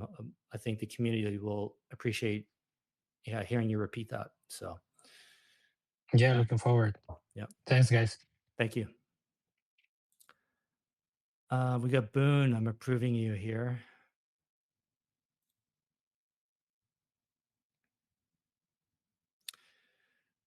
Let me know, Boone, when you can. Hey, you guys hear me? Yep. Yeah, I agree with you, Kenton. I think that aggregating as many different sites, and even if we don't have the route, I think the user experience should be prioritized. And I do see the point that XZ was making, but to my thinking, at the end of the day, swapping is a very fungible thing. And like THORChain no longer has the moat that we did, and like we're no longer the only cross-chain swap provider. And it will really just, at the end of the day, it'll come down to price and speed of execution. And that's what's going to, I mean, people are going to figure out who the best providers are, regardless if we send them or not. And so, I think an edge can be found by providing a good user experience. And yeah, if THORChain doesn't offer a route, I think the front end should, make that easy for the user so that they can feel comfortable staying on the front, like THORChain front end, and not like jump ship. So I think your method is the right one. And then my other question is, I'm very excited to hear this swap kit aggregator fork that Unstoppable is putting together. Like, so theoretically it should be easy for, say, Ledger to integrate, and then instead of SwapKit taking a percentage, we can just offer a cheaper swap directly to THORChain, like through Ledger's wallet. Would that be how that works? Yeah, exactly. Like right now, the way it works is Wallace integrates SwapKit, and SwapKit charges. I think they negotiate fees, but I think it's upwards of 20 basis points. So that's on top of any THORChain fees, and that's fine. It's a private business; they can do that. I don't know. I feel like I probably am talking out of both sides of my mouth. So for THORChain to have its own aggregator, which follows the logic of THORChain first, zero fees, like that obviously competes with SwapKit, right? But it's like, well, I mean, this is like, what does anybody expect us to do? Like, who doesn't expect a business to prioritize themselves? Like, I just find it asinine that anybody could think that this is a crazy idea for us to have our own aggregator that is THORChain with zero fees. And then the reason to have the reason not to do just THORChain only, but have the actual aggregator part is because that's what the wallet wants, right? That's what the customer wants, to integrate an API where they get access to all these different tokens. And so, it's not enough for us to just have just the THORChain API and just have routes come to us for free, because then they'd have to integrate another API to get all the other tokens. And again, we're sending the customer, in this case, the wallet, we're sending them somewhere else, right, to go find another solution. when we can say, well, we have that. You can get all the tokens you want through our aggregator, but you have to prioritize THORChain first, and those are free, and then we'll charge you on the other stuff. So yes, this is gonna be competing with SwapKit. But that doesn't mean I think SwapKit should be outlawed or go away or destroyed or they're evil or they're bad or anything like that. It's this is just prudent business from THORChain's point of view. Like as a Rune investor, it bothers me this doesn't already exist. Right? It bothers me that the last 4 years that this hasn't. Why hasn't there been somebody representing THORChain getting our own THORChain dedicated, zero fee aggregator out there? Like it doesn't make sense to me. So now we're beholden to SwapKit. We're friends, but they have their own business to run, right? They have their own interests, and one day it could be, more financially beneficial for them to not support THORChain anymore, or support them less, us less, or whatever. That's fine. That's how free markets work, right? But like THORChain, we have to protect ourselves, right? We have to can't just sit here, roll over, and take it lightly. Like we gotta, provide something. So, so hopefully with our aggregator, LeoKit, they're doing one. Well, they already have it because they built one in house for themselves for their own decks, and so hopefully with some competition out there, that keeps THORChain integrated into all of them, right? So then we don't have to worry about, say, SwapKit turning us off one day because the wallets know there's alternatives, right? But yeah, this is part of marketing, like marketing the front end, trying to get, again, volume on THORChain, get yield, make TCY holders whole, get the LPs back, get them back up, get the Rune price up. This is all about how do we get volume on THORChain, and we got to make it as easy and cheap as possible. And so this is one of the things people have been saying, for THORChain to rank higher on the quotes, we got to lower fees, improve quotes and this and that. It's like, okay, but we can also cut the fat on top of chain too, which is SwapKit adding 20%, 20 bips, right? Why can't we cut that out? That helps make THORChain cheaper.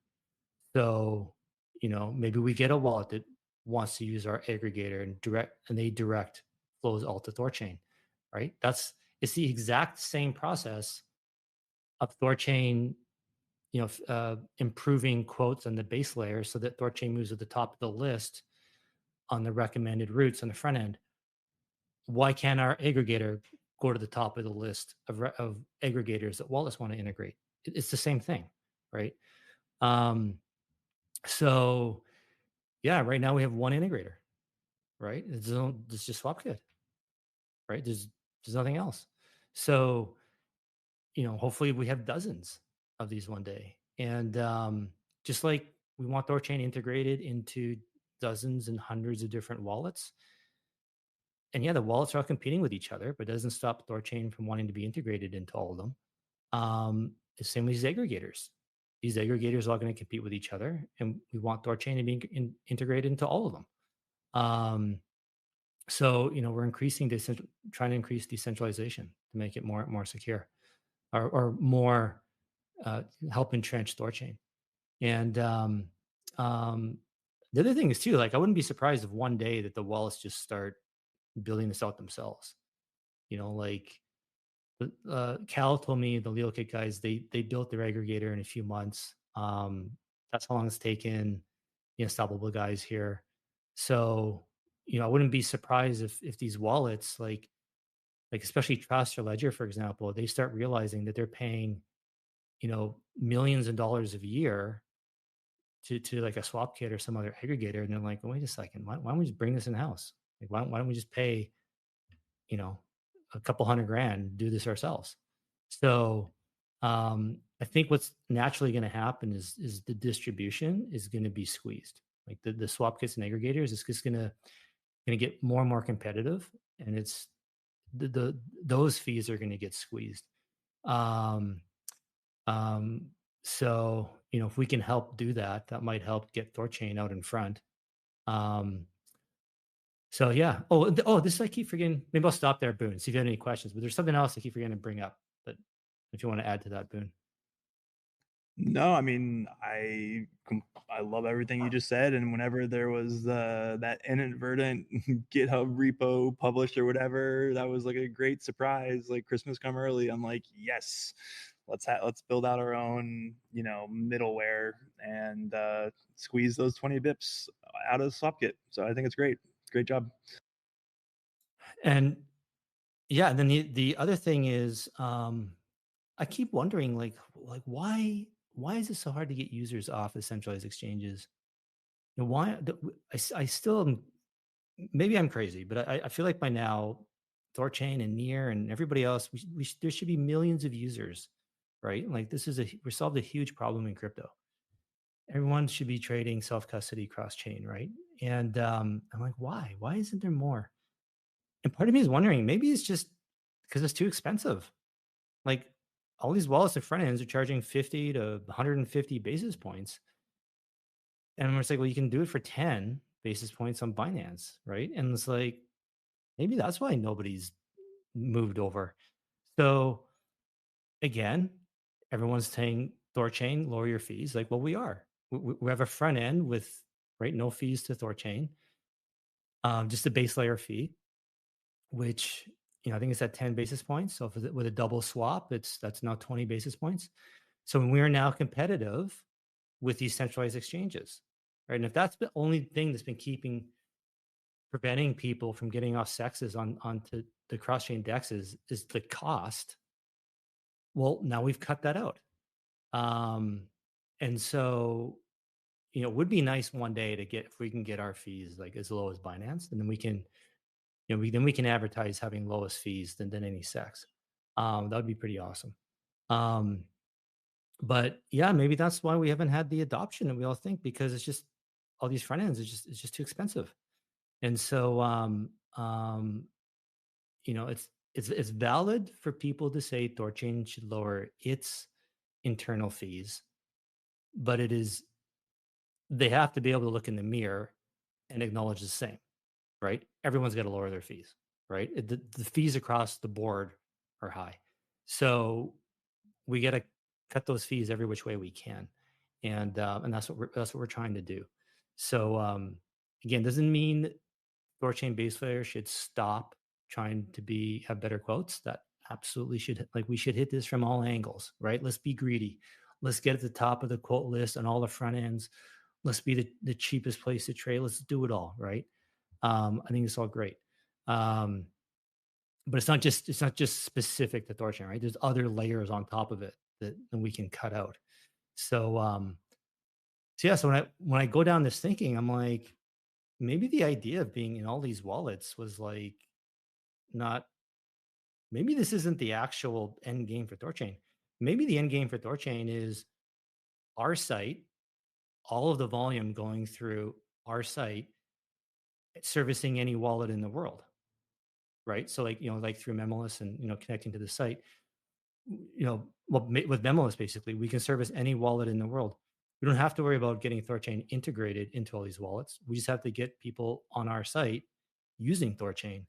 What if swap.thorchain.org becomes as big as Binance.com, right? And we just have all of the users and all the volume there. And we just don't really need to worry about being integrated into all the wallets, because people can already use all their wallets on THORChain, right? So Kenton, you are cutting off a little bit. Oh, sorry. Maybe I'll start again. So where did I cut off, Coke? Maybe Boone can chip in, but the last maybe minute was really bad. Okay, so Kenton, you did not cut off for me, but Coke, you are cutting off. Oh yeah, so maybe... okay, it's me.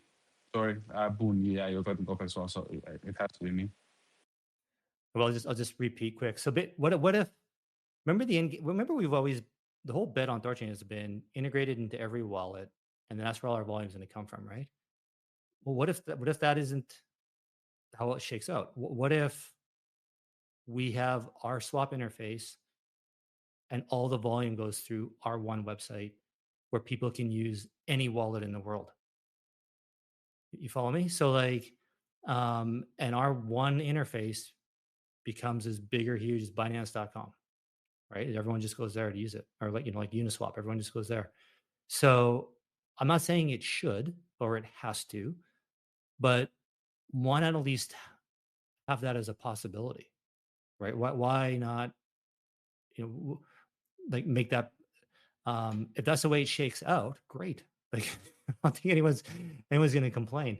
Um, someone could say, "Oh, well, it's centralized. Now you got all your volumes going through one website." It's like, well, okay, we'll deal with that afterwards. By then, all their problems are solved. We've all made a ton of money, right? Room price is up. But we'll figure that out after. And if it, and if the site gets shut down for whatever reason, we fork it. Open source. Like it's just create someone else a new site somewhere else. And I'm not saying the being integrated in wallets should stop or anything like that. Like we should do everything, right? Do everything we can. But I think I guess what I'm trying to say is just like kind of like just marrying one idea, one outcome that it has to the outcome has to be like this. Well, no, let's just try everything we can, and wherever it seems to be working, okay, we start focusing more on that, right? And so we have a lot of irons in the fire, right? So yeah, so we'll see. It'll be interesting, really interesting to see how this goes next year. I'm really looking forward to like really trying to promote our front end guys, like do it properly, put real money behind it. So we'll find out. I mean, I'm listening to this, and yeah, there's always like memoless and the best and basis points, and at least when I look at my pants and I see how my pants are trading crypto, that's fast. It's just getting access with your email and passwords. It has nothing to do with the price, with the ethos of crypto, ethos of Bitcoin being decentralized. Most of people are just using, and they come into the crypto, they come in for the money, for the upside, and the ease of use. And I think, I know, Kenton, you think like we should get like a 5% of the users from the centralized exchanges, but we cannot provide them the ease of use that centralized exchanges provide them. At the moment, at least for users, the setting up the wallet, either like through the seed phrase or like multi-sig, like 3 devices, it's inconvenient for them, and they will just go to Kraken and they just click in, like log in with the new account, and that's it. This is how I see it at the moment, at least. Dude, you're absolutely right, man. I totally agree with you. Well, let's unpack that a bit. That's their first like experience, intro to crypto, and they just get used to it and they get comfortable with it and they don't want to change. That's kind of where I'm going with the swap interface. Once we want people to get used to it, comfortable with it, and not want to change. We want them to be sticky, right? I totally agree. Most new people come into crypto, they're just trying to make money. They want an easy centralized exchange. They like the password, all that kind of stuff. They don't care about self custody. Totally agree. I could not agree more. You should. I'm pretty dialed into the crypto community in Cayman, and I meet all kinds of people involved in the sector, and the people getting into crypto like professionally, like working like for foundations and stuff like that, accountants, lawyers, and directors, all that kind of stuff. Founders of crypto projects, blah blah blah. Like they all believe in KYC. They don't believe in privacy. Like they're normies, right? So I get it. But what about the class of 2010, 2013, 2017? Like the vast majority of wealth in crypto, I would say, is owned by like the OGs, right? That understand self custody and the importance and stuff like that. I'm of the opinion a lot of them just don't know about THORChain, and we got to get them familiar with it. We don't have to have 100% of the centralized exchange users, but 5% I don't think is crazy. And I think 5% of the crypto market is interested in self custody and decentralization. They should all know and be using THORChain. Like it's crazy to me that they don't. And um, and then if we look forward, you know, my thesis, I think what's the way I think is things are going to go is the U.S. is going to push out stablecoins around the whole world, and we're going to see the unbanked, the second, third world countries adopt stablecoins. They already are, right, and they're protecting themselves from um, their own national currency inflation and whatnot. And I think the U.S. is really going to support that and encourage it and foster it and help it accelerate because these stable coins are buying treasuries, right? And so it's the stable coin issuers that are going to bail out the U.S. government and be the next round of treasury buyers. And this is we're going to see other currencies start collapsing into the dollar because more and more people are going to be leaving their local currency into stable coins. And as these stable coins are adopted throughout the rest of the world and people can actually start saving properly, they're going to be like, okay, well, what next? After they save in dollars, they're going to want to buy something else. And they've already got a crypto wallet. They've already got a stable coin. I don't think buying Bitcoin is that crazy far of a stretch. Again, not all of them have to do it, just a few percent. And then if you're in a second or third world, you're in part of the unbanked. How do you swap a stable coin for Bitcoin on your wallet through THORChain? So, as the sector grows and we get more adoption and it really spreads to the rest of the world, especially the people who need crypto, this is what THORChain is for. So,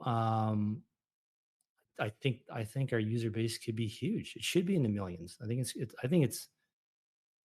crazy to think not. It solves. We serve a huge market, right?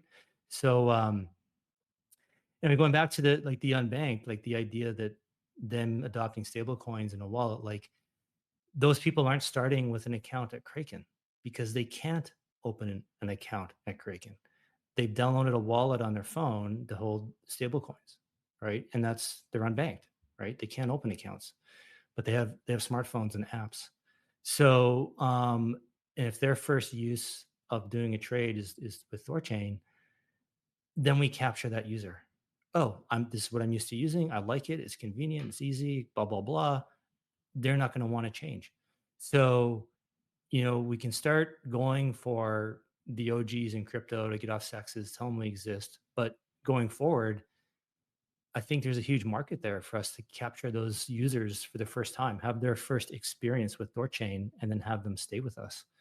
So I think our growth potential here is huge, and it all comes back to our own front end guys, right? We have to be able to sell it and offer it to these guys to get them to use it and get sticky and stay on it and not leave. Yeah, absolutely. I'm not arguing with this. Even though I said like a lot of people are they like to log in with their email or something like that, I think they're still potential users, and the front end so down. I understand why we are integrating the near intents. I see everything. Like imagine you're going to the grocery shop and you can only buy vegetables from there. So imagine you come to the THORChain front end and you just only can have Bitcoin, eat whatever we are supporting trade change. You're not going there anymore. Even imagine even it's going to be the store next to your house, but the you have Costco like a mile away. You go to Costco because you can get everything from there. The time, like just clicking the buttons. You have to understand that even the friction of I'm just saying it from my own user experience. The extra friction that you have to click buttons extra 10 times, connect wallet, accept transaction, this and that. It's insane. And that's why many times I actually went to Binance to buy this and that coin. I didn't want to go to the mask to Uniswap to click, accept, yes. And then when I want to sell the coin, like, yes, I accept, I want to sell this coin. Yes, I have this many tokens. Yes. And with THORChain, I absolutely agree. And I see why we do have to have all those different aggregators with us near and chain plate. And of course, we have to keep in mind, I think that we haven't maybe addressed it clear to people. You have to keep in mind Thor, like THORChain as a protocol is a one thing. Yes, it's a ethos. The front end is to support this protocol, and front end is maybe more flexible to the other things integrated. So the THORChain itself will always stick through with those all this ethos like missionless, this and that, decentralized. But the front end, we will have the small of those quirks like we integrate the near and chain and stuff like that. Yeah, that's exactly it. Removing friction. That's why I've been looking at it, and that's why I pushed for that structure everything this way. Is like we want to make the user, our customer's life as easy as possible, as frictionless as possible. So that's why in my mind, it's better to offer them the route to our competition than to force the user to leave to their website. We're just adding more friction. Now I do actually, like, I do concede. It is a good point that Cal and CryptoXZ made about, if we're highlighting this token is not on THORChain, it trades elsewhere, we are introducing them to our competition. I get that. I think that's very valid. So I don't know. We'll see. In my brain, I think the user won't care that much. They don't, because they want to avoid friction. They just want to stay on the site and just get it done. Like what you're saying in Binance. I just want to get things done. I don't want to click on all these different things. I want to stay on one page and get it all done. And that's the way I've been viewing it. So in my mind, 100%. yeah, the user should be With the happy. Binance. Yeah. Yeah, with the Binance, this I think it's the perfect example because Binance its own token as well. And whenever I went to Binance, I never thought like I'm gonna support Binance token or it's business. When I went on Binance to swap, do you know what I had in mind? Only my own convenience. I didn't care like it's Kraken, Binance, OKX. It was only my own convenience, and I think this is how the most of the people will decide. Even now in this like crazy polarized political landscape that we have had last 5 years, we don't dive into the so or whatever like stores and see like who are the owners, shareholders. Like if I go to this store, who I'm supporting, nobody does it. Everybody in the end of the day, we are so busy. We have so much in our minds. We just boil down for our own convenience. And I think we have to. That's at least how I see. If you have some other evidence or some other ideas, please show me. But I think that's how the most of the users, even educated users, their own convenience. That's it. Although we say like, oh, like for example, in a political view, like you vote with your money. But let's be honest, how many people every day make this conscious decision to go to the places and vote with their money? Yes, every now and then when it's like your local, I don't know, shop, moms and pop shop. Yes, you go there just to help them out. But otherwise, 80% of your money goes for your own convenience. It goes to Amazon, stuff like that. Same with THORSday front end, at least. Yeah, I got what you said, but you are cutting in and out a bit. Exactly, man. That's how I've approached this. So I'm like thinking about the user, what's convenient for the user, what's going to make them happy. And so that was the idea behind the DEX segregation. That this is what the user wants. They want to stay in one place and do all their shopping in one place, to go to their Costco. And then hopefully too, this becomes a moot point. in like 6 to 12 months that, or at least maybe THORChain can't offer all the routes, but like 98% of the volume is going through THORChain, right? Then we don't, yeah, the irrigation is still there, but it doesn't really matter, right? No one's really using it.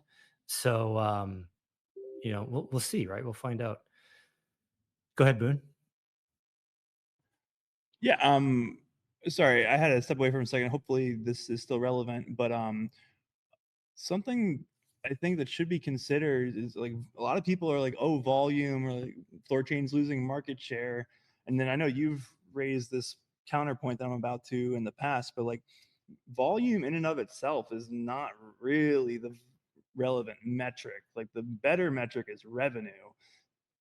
And like, if Near is losing revenue on swaps, which is my understanding, then like sending them volume is actually helping us, right? Because it's costing them money.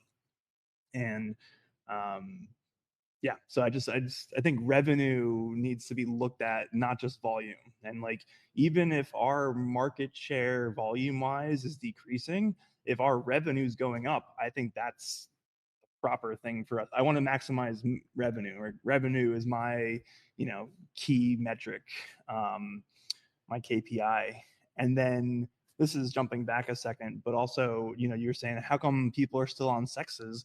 Like, I think, especially for normies, the friction of self custody is way higher than us who are more comfortable with it. Like the fact that if you like type one letter wrong on a transaction, that money's gone forever. Like that's scary to people. Like I got my mom into crypto over the past year, and I just had her stay on Coinbase, like, cause she can get a password reset, like, and in a first world country with strong property rights, you're not really worried about it. But it's down the road, like when the fiat bubble starts popping and states start confiscating assets, that's when self-custody is going to matter. And like that's why it matters now in the third world. And like that's why third world people are using self-custodied crypto wallets, because they don't have strong property rights.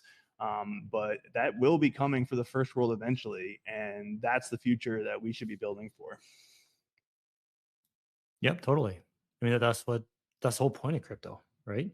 Um, it's funny, like how many when people are newer people to crypto, I'm like, if you're not in this for like privacy, no KYC to replace a financial system, like you're just LARPing. I don't know what you're doing. And I know most normies don't get it, and they're just trying to make money. But again, we don't have to get 100% of these users, guys. We just need a few percent, right? And um, and we don't have to get all the normies, right? We just have to get some of these crypto OGs, right? People from several years ago. So there's definitely enough money and people in crypto who do believe in what we're doing. They just don't know about THORChain, and they don't know they can use it. And or maybe they do, but like I've had somebody tell me it's just too expensive. Right, all the front end is just like 50 to 100 basis points. They're like, this is way too expensive. I'll just trade on Binance. Like, what? Why? Why pay the extra? And especially $1 million trade. 100 basis points, 1%. That's 10 grand, right? So that's not chump change. So I wonder if that's just been what's keeping these guys away. I don't know. We'll find out. But yeah, like you said, we have to build for the future, right? Not for the past. And I think hopefully, well, depending on your point of view, it's going to be scary for some people who are going to learn the lesson the hard way, the importance of self custody. And hopefully for us, it happens sooner rather than later. But it's gonna suck for a lot of people. The best we can do is just have this ready and waiting for them. Yeah.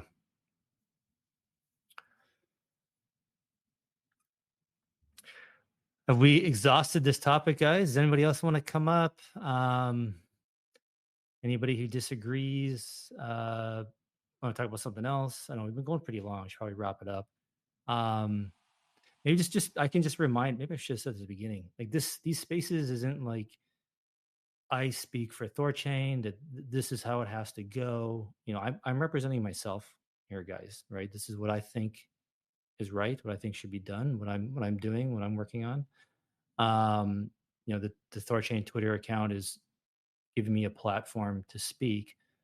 But it's, you know, I don't necessarily speak for THORChain, right? So uh yeah. And I could be wrong about some things, but this is, try to explain to you guys my thinking, my reasoning, how I've come to my conclusions, and why I'm doing what I'm doing and how I'm doing it. And yeah. So if people disagree or want to come up and talk about anything else, they're always welcome to. That's what we sit on these things for so long. Try to give you guys time to come up and talk and not cut anybody off. And um, yeah, but these spaces are for you guys too, right? So for you to be heard and talk about, bring something up, and yeah. Absolutely, I do agree with you, Kenton, and also with Boone. The, the one thing that um, about THORChain is that our strongest strength will show when like everything is going to. I don't want to be a doomer when everything is collapsing. At the moment, Near is subsidizing swaps. But imagine if things go left side, so to speak, then let's say USD is going to debag somewhat, like everything goes bad in financial, like TradFi. I think that's where the THORChain is going to hold the strongest. So the moment where there is a lot of money flowing around, so we know like Near had a lot of investors, and they can that's why they can subsidize the swaps. They have a lot of like free money, free capital to do stuff.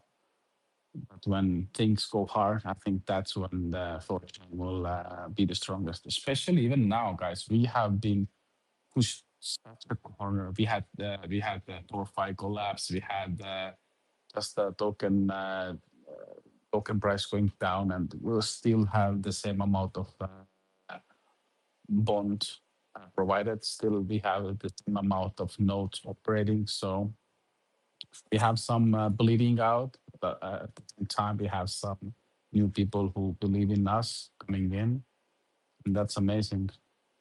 And yeah, if my audio is cutting out, like Ken said before, I'm really sorry.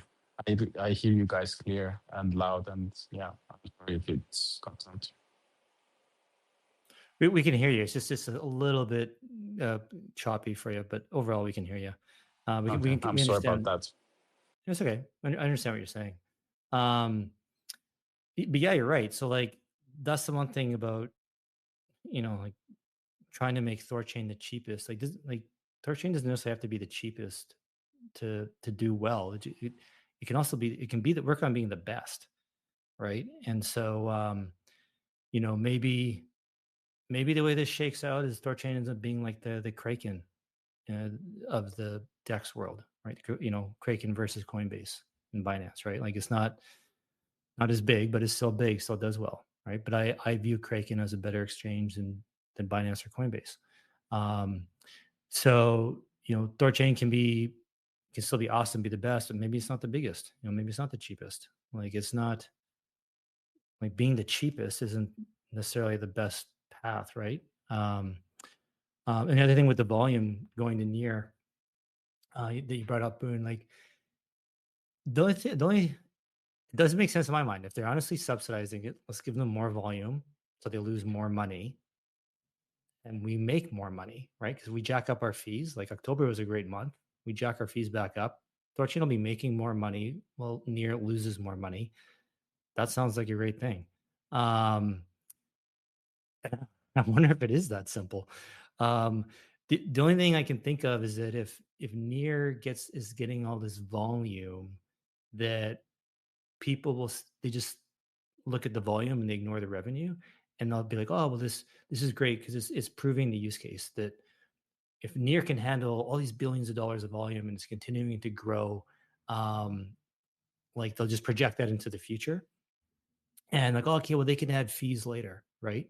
And then maybe that helps boost Near, makes them look good. They go to other wallets integrations and like, hey, we're handling all this volume. We're doing 10 times the volume a day that THORChain is. You should integrate us, not THORChain. And maybe because they're selling the volume, right? So maybe that is the reason not to let them run away with all that volume, because then they can kind of use it against us to sell against us. And then maybe they get integrated somewhere where it's just them, and then they go turn on fees. Then they start making money, but Near isn't like that. Wherever they're integrated isn't competing with THORChain or anybody else. It's just Near, and so it's not like them adding fees. All of a sudden, they'll become more expensive to THORChain, where THORChain be prioritized because THORChain isn't even in that integration. So there might be that might be the reason not to let to try and do what we can to maintain volume, so we help us stay relevant. um so I don't know, I'm thinking out loud. Yeah, it's fair enough. And guys, just don't get stuck in the near volume, because we have to think about they don't make any money, and we have to think about blockchains. And the near, even if they only make volume and they don't make any money, this blockchain as a near, it's not competitive in the long run. It's like the like dot. It's like EOS. Lot of those blockchains had a lot of investment money, but in actuality, nobody went to develop on top of them. But we have Rujira developing on top of us. Keep this in mind as well. Near intents one thing, but the whole blockchain activity, you have to keep this in mind. Yep.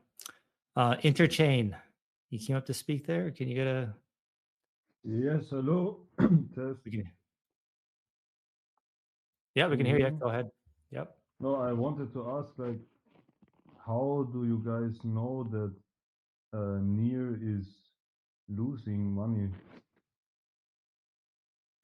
So apparently they are paying the gas fees on if you're doing Bitcoin and Ethereum, right? You pay the gas fees on each blockchain. Apparently they're paying those. And and they're not charging any, like, what THORChain has, like the minimum swap fee, like the 10 basis points, and that's our revenue. Like Near doesn't have any fees like that.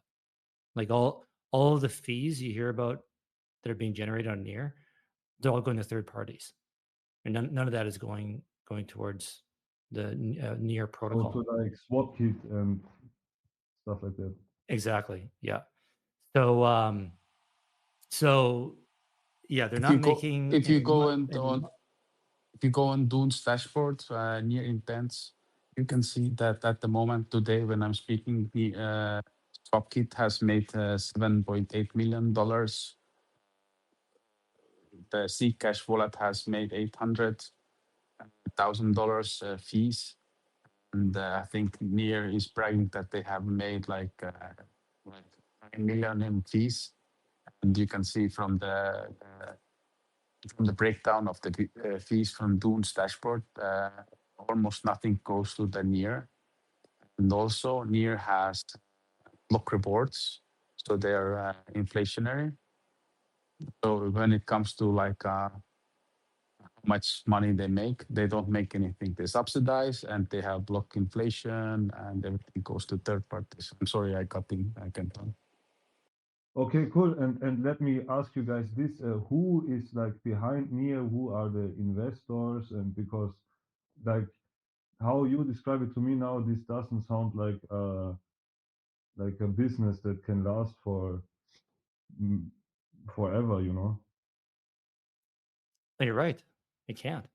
So that's that's kind of the argument that the THORChain people have been making, is like, we just got to ride this out. Like, at some point, they're going to turn on fees, right? At some point, they're going to decide we can't keep losing money. We have to start making money.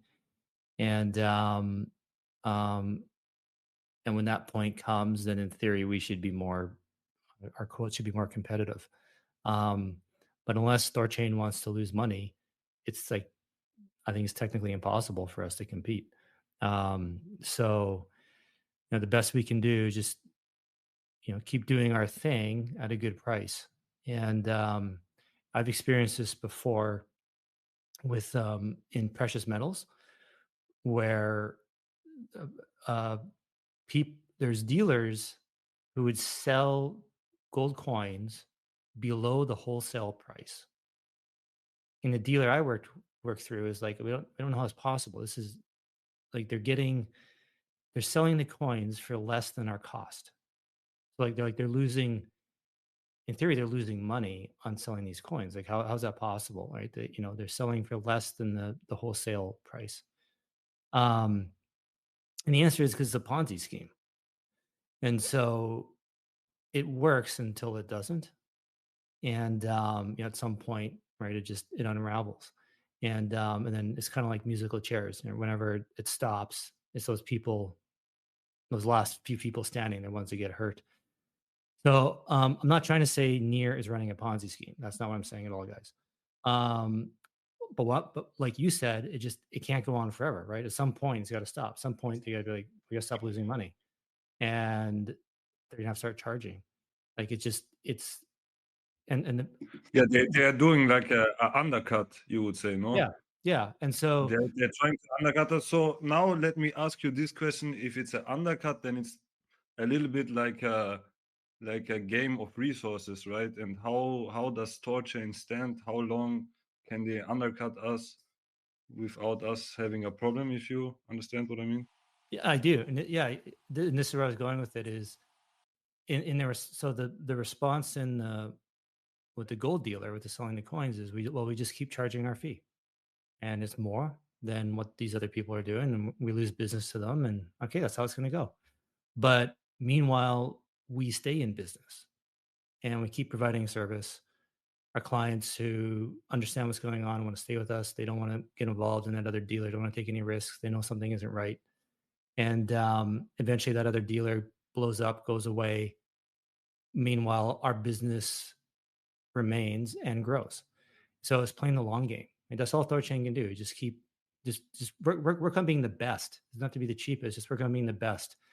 And as long as we're making money, processing trades, people are happy, there's no funny business, then fine. We take a dip in the volume for a bit.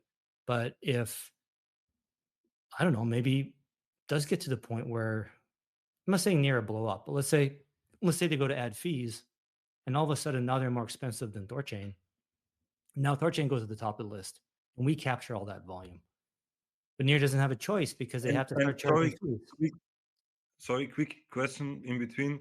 Near gets most of its volume from aggregators, right? And these aggregators also have THORChain integrated mostly? Yes, my understanding, yeah. Okay, cool. And so the reason uh, the aggregator, right, the quotes are cheaper on Near than THORChain, right? So the trades will go through Near before THORChain. So if Near gets to the point where like, well, we got to start making money, we got to stop losing, and they started adding on fees, well, now maybe they become more expensive than THORChain, and then we start capturing volume again. So yeah, it's not. I don't think it's the end of the world. I think trying to compete on the lowest price is just like the worst business model ever, and it's just yeah, it doesn't work. Um, and actually, this other thing too with all the wallets and the aggregators. That could be how this plays out. That it is just a total race to the bottom, and everyone trying to lower fees and everyone undercutting each other, right? Like maybe there's some other protocol that comes out, tries to get in cheaper than Near, and steal their steal momentum from them. Um, like where does it end, right? And so if everyone's just competing on the lowest price, it's just such an awful business. And again, it's the point of our own software interface. We don't have to compete on price. We can compete on service, right? We can compete on a brand. And we're not purporting to be the cheapest. We're purporting to be the best user experience. Come trade on THORChain.org and never leave, right? Hotel California. And we're never going to purport to be the cheapest, probably. But if we become people's favorite, that can be good enough. So that kind of helps. And then with that brand, if we say we're getting tons of volume on our swap interface, maybe we can increase the fees a bit. And we're relying less and less on these other integrations. We can let Near and whoever else all fight over each other for who's the cheapest. Meanwhile, we've got our own interface is doing a great volume, tons of usage, and we rely less and less on these other wallets. I'm not saying I want that or that it should go like that. I'm just saying maybe that's how it shakes out, right? But at least we have this. It's another way for us to win, right? And so whichever way we're making the most money is what we can lean into. So it just gives us options instead of worrying about being the cheapest in an aggregator that we don't control and a wallet we don't control. We can start taking more of the control to ourselves. And we save the aggregator fees for the customer, right? Correct. Yeah. On trades going through THORChain. Yeah. And I 100% agree with Kenton. The user, I think Kenton, this THORChain, as well. We never, let's say you want to buy Bitcoin. You never went for a place where it's cheapest on ramp, cheapest this and that. At least for myself, went always from Nance, Craig, and I went for well-known user experience. I never chased down the last 2-3 basis points to save money. No, it was never that. It was just the well-known businesses. And I think we should never. That's why we have a lot of grocery stores around us as well. It's never like where we get the cheapest eggs and water. It's the convenience. It's everything. Yeah, it's. I think the running down for the lowest fees. Yes, the whole market will have to adapt, but it's not about you don't win the game by lowest fees. You win the game by having the best service, best user experience, and that's why we have Rujira, we have the Orca liquidations, and a lot of things on top of on us as well. That near chain flip, they don't have, and the centralized exchange don't have. We can do all this through wallets. Yeah, Yeah. I mean, hi. I mean, user experience is definitely very important, as you mentioned. But I mean, we all know the markets. The markets are always keen to go for the cheapest, the fastest. The user experience is extremely important. And what I feel about Rune is, despite the reputation that we need to regain in the market, we are lacking a clear USP, clear unique selling proposition. I mean, we do native swaps, but it seems that the users don't care about swapping natively. They just need to swap and see the money in their account or invest in their favorite, I don't know, crypto. So, what is Rune's USP? Do we have a USP? Do you have something that is unique to Rune other than the native swaps that can really solve something in terms of um, in the life of these users, or can attract massive volumes coming from new users? Thank you. That's funny how you Yeah. said like Rune goes for the cheapest, but you said yourself we don't. People don't go for the cheapest fees. The USP for THORChain is to be able to swap Bitcoin in a self-custody wallet. That's it. That's the main thing. You can have self-custody and swap your crypto from self-custody. So the use case is to avoid and not have to use centralized exchanges. That's the 0 to 1. And I get it. Maybe a lot of people aren't interested in that. And this is an existential problem for crypto in general. If everybody's just buying the Bitcoin ETF and using centralized exchanges, like it's all LARP. We failed. Like the whole point of real crypto is self custody and no, permissionless, no KYC, privacy, like building an alternative financial system, and having self custody is one of the cornerstones to that. And Okay. if people don't jive with that, you're right, they're not going to want to use it, and they won't. But then crypto as an industry has basically failed. Like it's just tradfi then at that point. So I sorry to interrupt, Quentin. I totally agree with you, but what you're mentioning also applies to Near, right? Now, like, ver like wallets are integrating Near, and obviously bots are using it because the fees are lower. So this makes it no longer a USP to Rune if it wants to compete with other cross-chain decks, right? Or I'm missing something. well, no, I mean it's competition, right? To think that your business or your solution is the only one that's ever going to exist in the entire world is rather naive, right? There's always going to be alternatives. Um, right? Bitcoin, there's alternatives to Bitcoin, right? Meme coins, right? You can buy Monero, Zcash, right? Like there's alternatives to Coinbase and Binance and Kraken, right? There's dozens of centralized exchanges. Um, there's going to be dozens of decentralized cross-chain exchanges. It's going to happen, right? We can't stop that. So, you know, so what if I understand what you're asking is like, well, what separates us from our competition? And Yes, exactly. yeah, so we still are separated from Near and Chainflip, and that the the uh the transactions, like the swaps that are occurring on Near, are happening off chain. Like there's some logic that's happening off chain, right? You're interacting directly with the market maker. So this is why some people are saying it's actually quasi centralized. So even though it's kind of like DeFi in the front, DeFi in the front, CeFi in the back type thing. And they might get to a point where they have to introduce KYC or freeze trades or something like that. I don't know.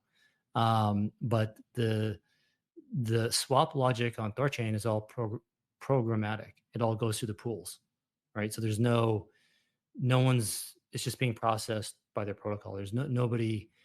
There's no individual or entity on the other side of that trade. It's the protocol. It's the pool.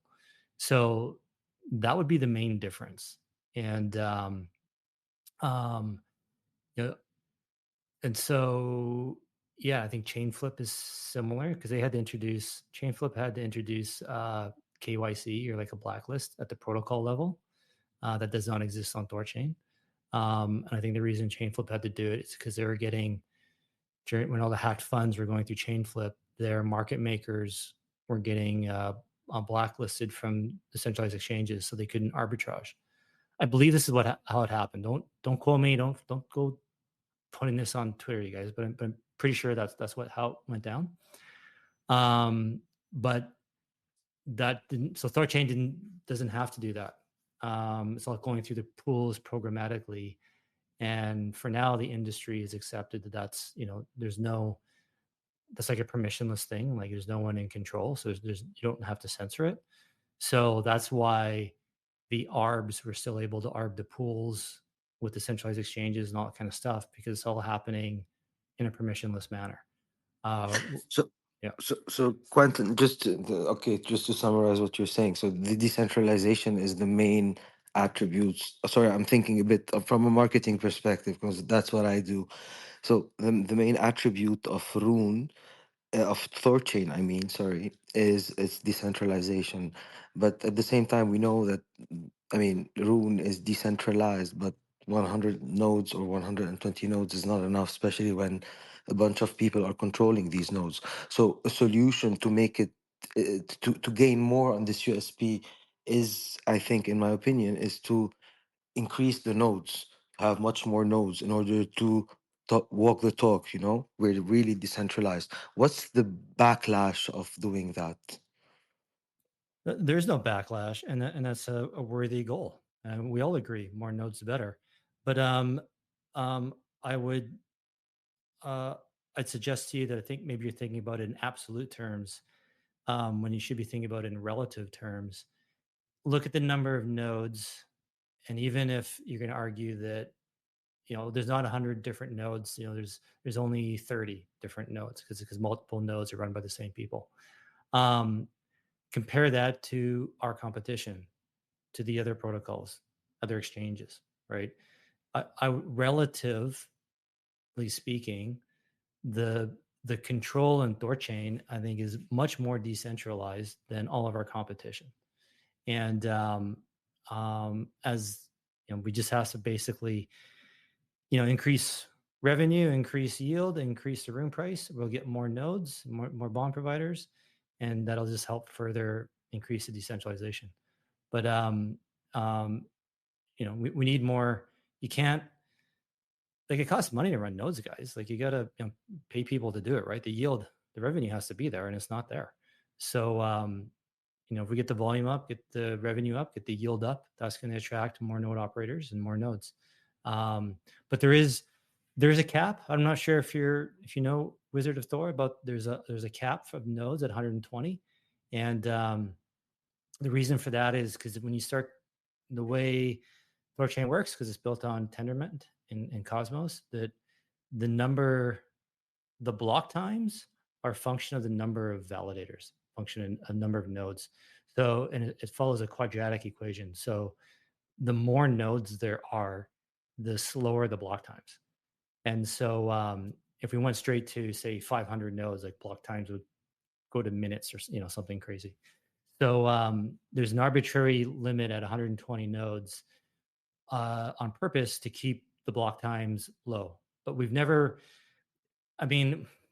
only hit 120 like several times in the past, and it lasted for like a week or two each time. Like, it's not like we've been hardlined at 120 for months on end and people trying to get in. There just isn't a market demand to go over 120 yet. So does that answer your question? Yes, perfectly. Thanks. But I mean, I'm just failing to see how can we get out of where we're at right now. Um, I'm just trying to find solutions, like relevant solutions. I'm not a tech person. I'm just a marketeer, an enthusiast, and Rune, an early investor. I mean, not that early, since 2020. Um, and I'm just trying to find solutions with you guys. But yeah, I mean, I got your point regarding the USP.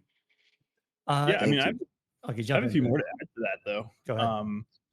Like, so oftentimes we throw around this word decentralization, but I think more on the point is that THORChain is permissionless. And Ken's kind of already gone over this some. Like, so Chainflip had to introduce KYC, and I imagine, and actually in the October 10th crash, near market makers disappeared, right? And if hacked funds were going through near, the market makers would probably disappear. So it is de facto permissioned. And THORChain is not. There's no KYC. If you have an internet connection, you can access THORChain. So, and most of the time, does that matter? No, but on the margins, it does matter. And as property rights get more valuable, it will matter more and more. And then, kind of speaking of that, should THORChain add Monero, that is a very strong USP, where being able to permissionlessly go in and out of Monero in size, that does not exist right now. And if we're able to do that, that will be a big one as well.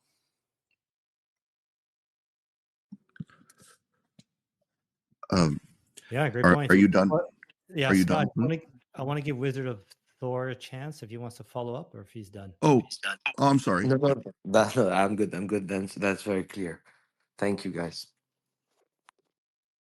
I just want to add to Scott before you go. I just want to follow up with Wizard of Thor. Like, what do we do? How do we get things going? So in my opinion, what we need to do is just get users on THORChain, right? We need to get the message out there and get actual users swapping and that'll drive up the volume, which will drive up revenue, which will start driving up the room price, and that'll start getting things going. In my opinion, the egg, the chicken and the egg. I think the egg is users, and so when with the marketing, the front end, that works, and we start really honestly growing our users and volume and revenue, that kickstarts everything, right? That gets the flywheel going type deal. So we'll have more money to spend on marketing to get more users. Room price is strong, doing well. We'll get more investors. People start paying attention. Like the room price going up, guys, is the hands down best marketing we can have in the entire world. Like that's all that matters. All of our problems, all the THORChain did this and did that, and the bad reputation, that all goes away when if Rune is 10 or 20 bucks. Like no one will care anymore. That's what with Bitcoin, like, all the FUD about Bitcoin over the years, money laundering and criminals and it's useless. You can't use it for anything. Well, all that FUD, all that stuff is all negated with the price going up, right? And so we just need to get the room price going up, right? And it's going to negate a lot of FUD. And I think the best way to get the room price up is just to get users and to place trades, and that'll get things going. And that should be the easier sell than to get people to buy Rune.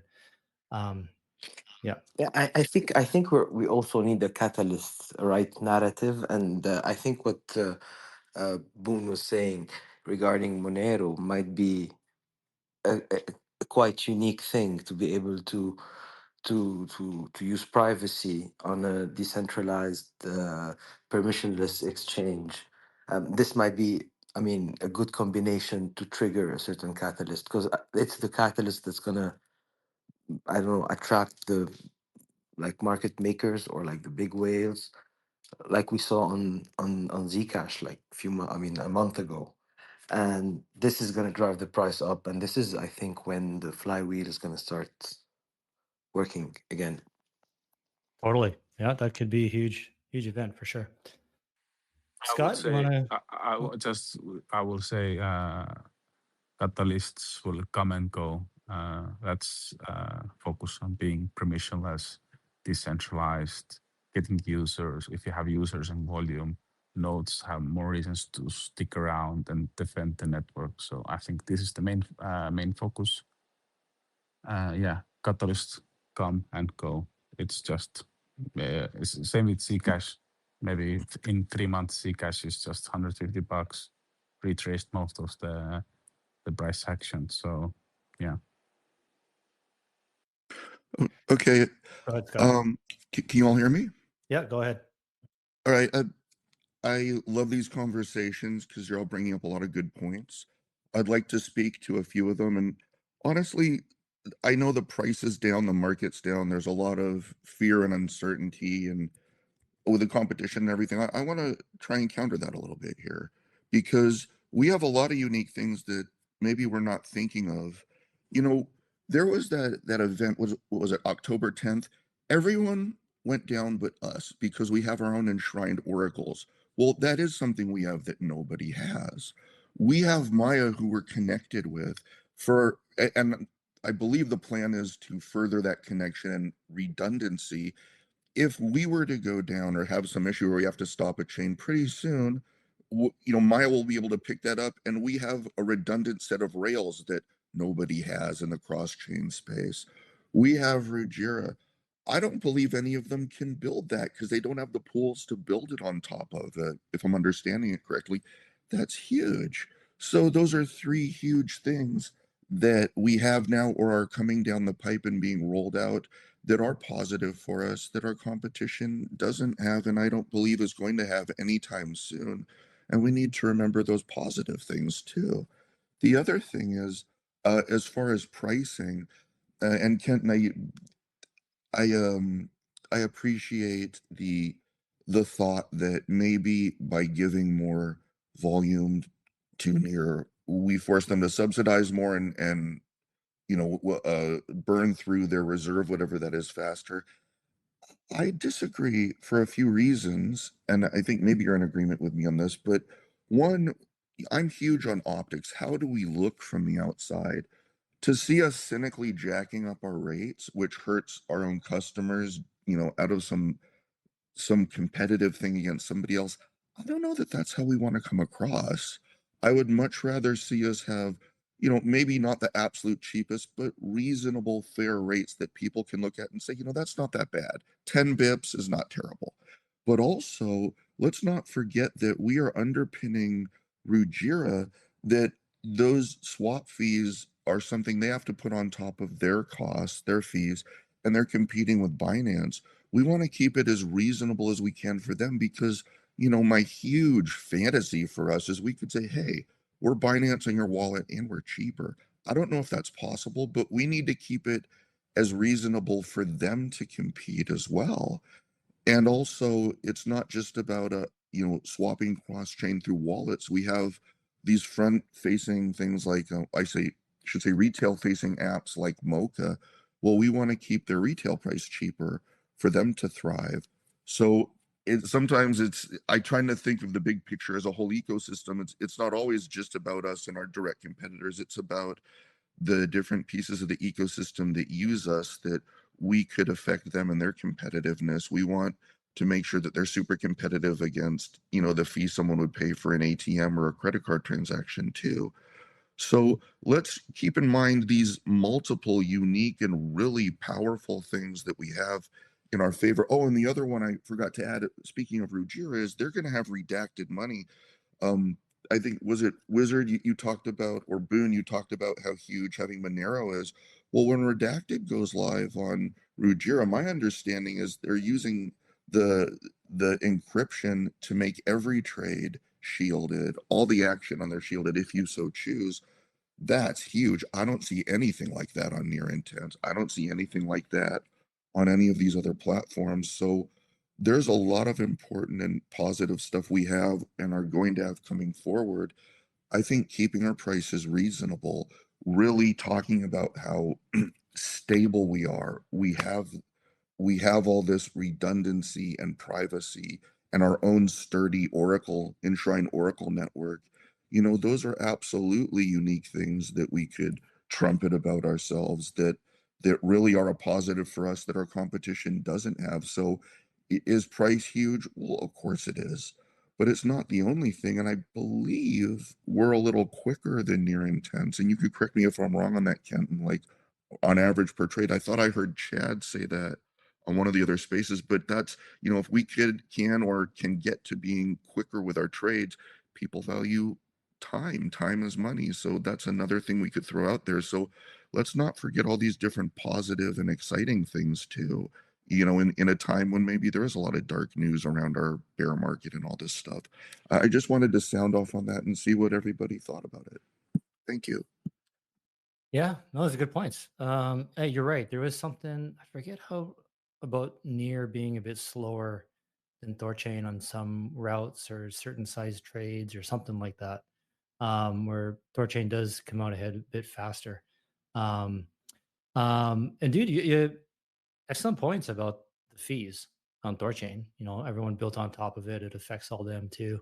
Um, I get it. It makes sense. I think my understanding with the fee experiments going on the last few months is basically like our, what's the right term? Our volume is inelastic.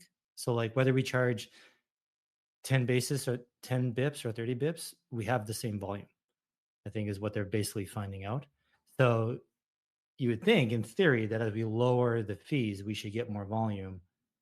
And as you raise the fees, we should get less volume. But I think it seems like that's not the case. We just get this volume regardless. And so that's why there's kind of, the thought or the idea that, well, we're running a business here. We should maximize our profits, right? And charge the highest fee we can. And so I'm okay. I'm partial to that. It makes sense. On the other hand, I'm like, it'd be so much easier just to like make our fees less than Binance. And then we can just tell everybody how cheap we are. I know sounds like I'm talking about both sides of my mouth about being, trying to be the cheapest, but it would be, yeah, I don't feel like, I'm not worried about trying to compete with Near on price, because that really, they're not our main our real competition is Binance. in Coinbase, right? Like that's where all the money is, all the volume.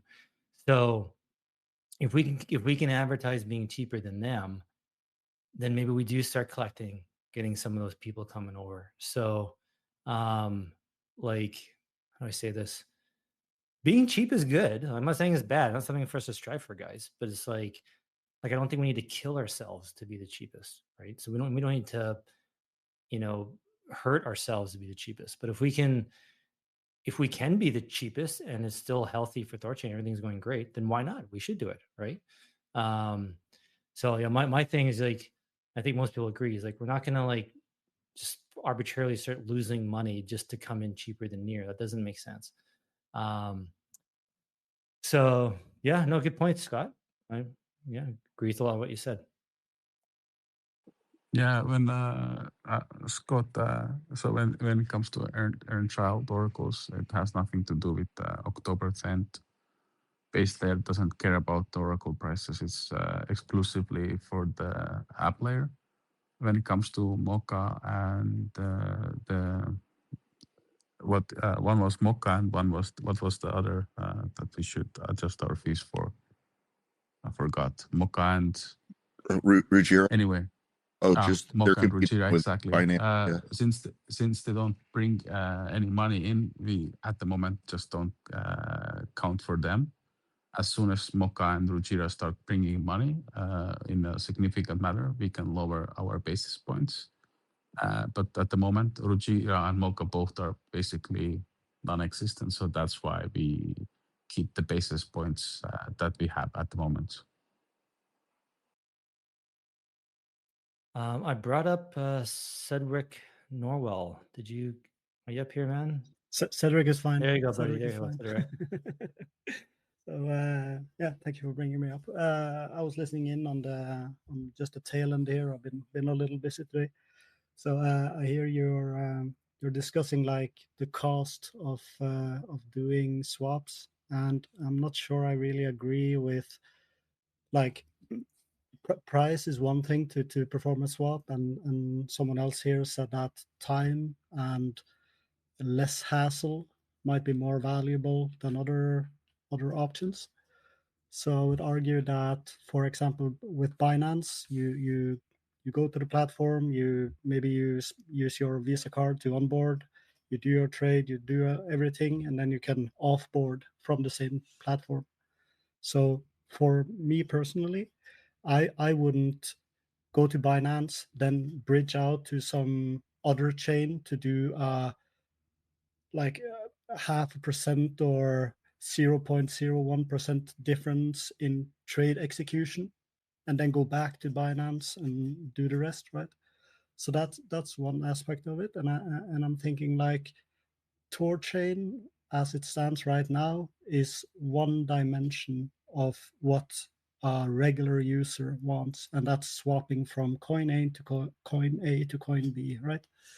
So I think for the people that are like the old CryptoPunks, we love uh, uh, THORChain because we know it's decentralized, it's all these things. But for the new masses that are coming in, the meme coin traders, the noobs, all of these people, they want to have easy access to whatever coin is popular right now, and THORChain isn't serving that market. So like the whole crew of like hype guys aren't coming to THORChain because THORChain or Kujira for that matter doesn't have the hyped tokens and the hype around it. So yeah, that's my little input. I need to collect my thoughts. No, you bring up a great point. Like that's why I want DEX segregation, because I'm not saying meme coins are good, guys, or you should buy them or whatever, but that's where the volume is. Like that's what people are trading, and I think we have to, like, in my mind, if people can trade all their meme coins in one place, in and out of Bitcoin, like do it through like that's great, and they can. If they're doing their meme coins and other dexes, that's fine. But when they want to get in and out of Bitcoin or Ethereum and they do it through, through us, I I feel like that's great. That's good. We want to capture those people. So Can I just stop you a little? Yeah. Can I just stop Yeah, you a go little? ahead. Because I'm not necessarily speaking about meme coins, but let's say Monad, Aster, like these not specifically meme coins, but new big projects coming out, right? People are flocking to these as well. And either THORChain or Regira doesn't have like any way of covering that right now. And I think we are missing out on a big part of the market there, and like the organic hype that happens around these types of projects. Totally. And I think that I have a feeling that might be just something we can't do. Because if it's an ERC20, then fine, it should be easy to add, right? But if it's a brand new blockchain, I mean, look at how hard it is to add all these other chains, right? So if it's like a layer 2 token, then it should be easy to add that. But if it's a brand new layer 1, we're not gonna be able to do it in days, right? Apparently, JP is saying with the people he's bringing on board and the way they're going to do things now, that new chains should come out much quicker. But I still feel like it's going to be at least a couple months per chain type deal. So, to get in right away that first day, first week, I think is going to be tough unless it's like a layer 2 token. Yeah, definitely. And I'm not really talking about like onboarding every L1 that comes out or every new shiny token that comes out. But everyone in here is asking themselves, why aren't more users coming into THORChain? And I think one of the answers to that is because we lack the ability to provide a wider market, which isn't necessarily like every shitcoin out there, but a wider market. And a lot of them do exist on EVM. I don't know if like Polkadot even exists anymore, or any of those side chains exist. But I can imagine if like, for example, if you can get in Polkadot, you get access to a big market. Doesn't matter. My point is really that the answer to our questions here isn't just price or some small thing. It's the whole, right? Yeah, this is why I'm pretty strong headed on having DEX aggregation on the front end to try and offer those routes for people. And like even having that centralized exchange, that lets exchange to have Monero. Maybe those centralized exchanges will have be able to have some of those tokens that the other DEXs don't. And so my idea is like, try and give the user everything they want. And even if it's not on THORChain, but at least we're keeping the user happy, giving them what they want, they're staying with us. And then, we make money elsewhere type thing. We'll get their other trades. So that's exactly was my angle with adding the DEX aggregation, is to try and do that. So and I guess we'll just have to see, guys, if it worked. Like, this is a smart move or not. I don't think, if it's not a smart move and it's like kind of hurting us, like it's not like, I think it's the end of the world. Like, it's not like going to be a big deal. It should be pretty easy for us to, back off from it. But yeah, in my mind, I'm convinced it's fine. It'll be okay. Coke, you have your hand up? And Sorry, go ahead, Cedric. Yeah, just a last point before I let the Coke back on. As I have said many times in the Regira chat now, it's not an off and on button. It's not like one solution. It's a process. We are developing, and yeah, the product is heading at the right direction. Sweet. Yeah, thank you for saying that, because it's exactly, this is a work in progress, right? And yeah, I like to think I'm intellectually honest enough to admit when something is wrong or not working. So, but we got to start somewhere, right? We have to commit to something and go with it. There's like I forget how it's like a saying or a strategy. It's like you guys have probably heard like perfection is just another form of procrastination or something like that. Like it's better to just start doing, because then, yeah, you might start failing, but you fail quicker and you get information quicker, and you can iterate and integrate that info quicker. So the key is just starting, just getting moving, getting going, right? And just because if we sit here and analyze and theorize and what about this and could be that and plan, nothing gets done, and there's no feedback, right? So I think this is a way to go. This is the way we're going to try, and we're going to go this way. And if it ends up not working, then fine, we will readjust, right? We'll take that information and reevaluate.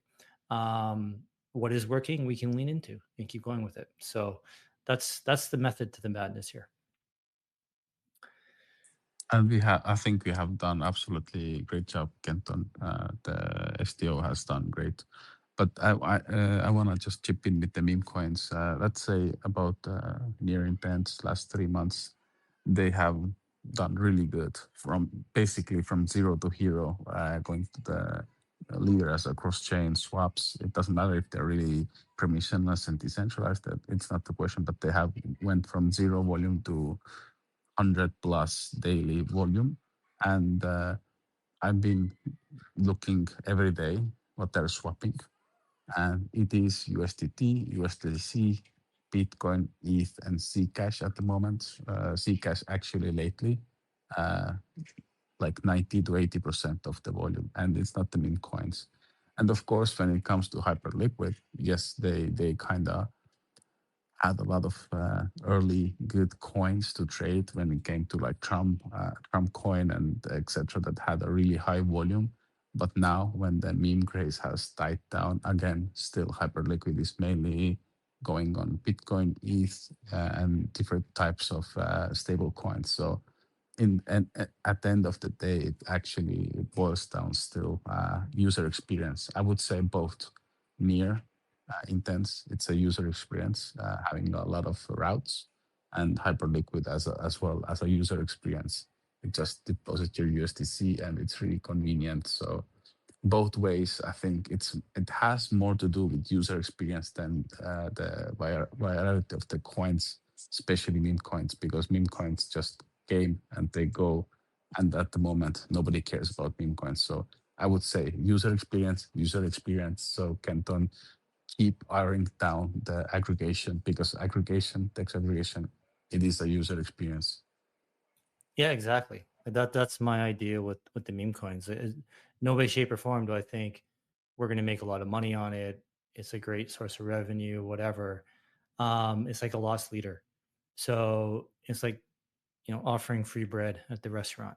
We're just something to keep our customers happy.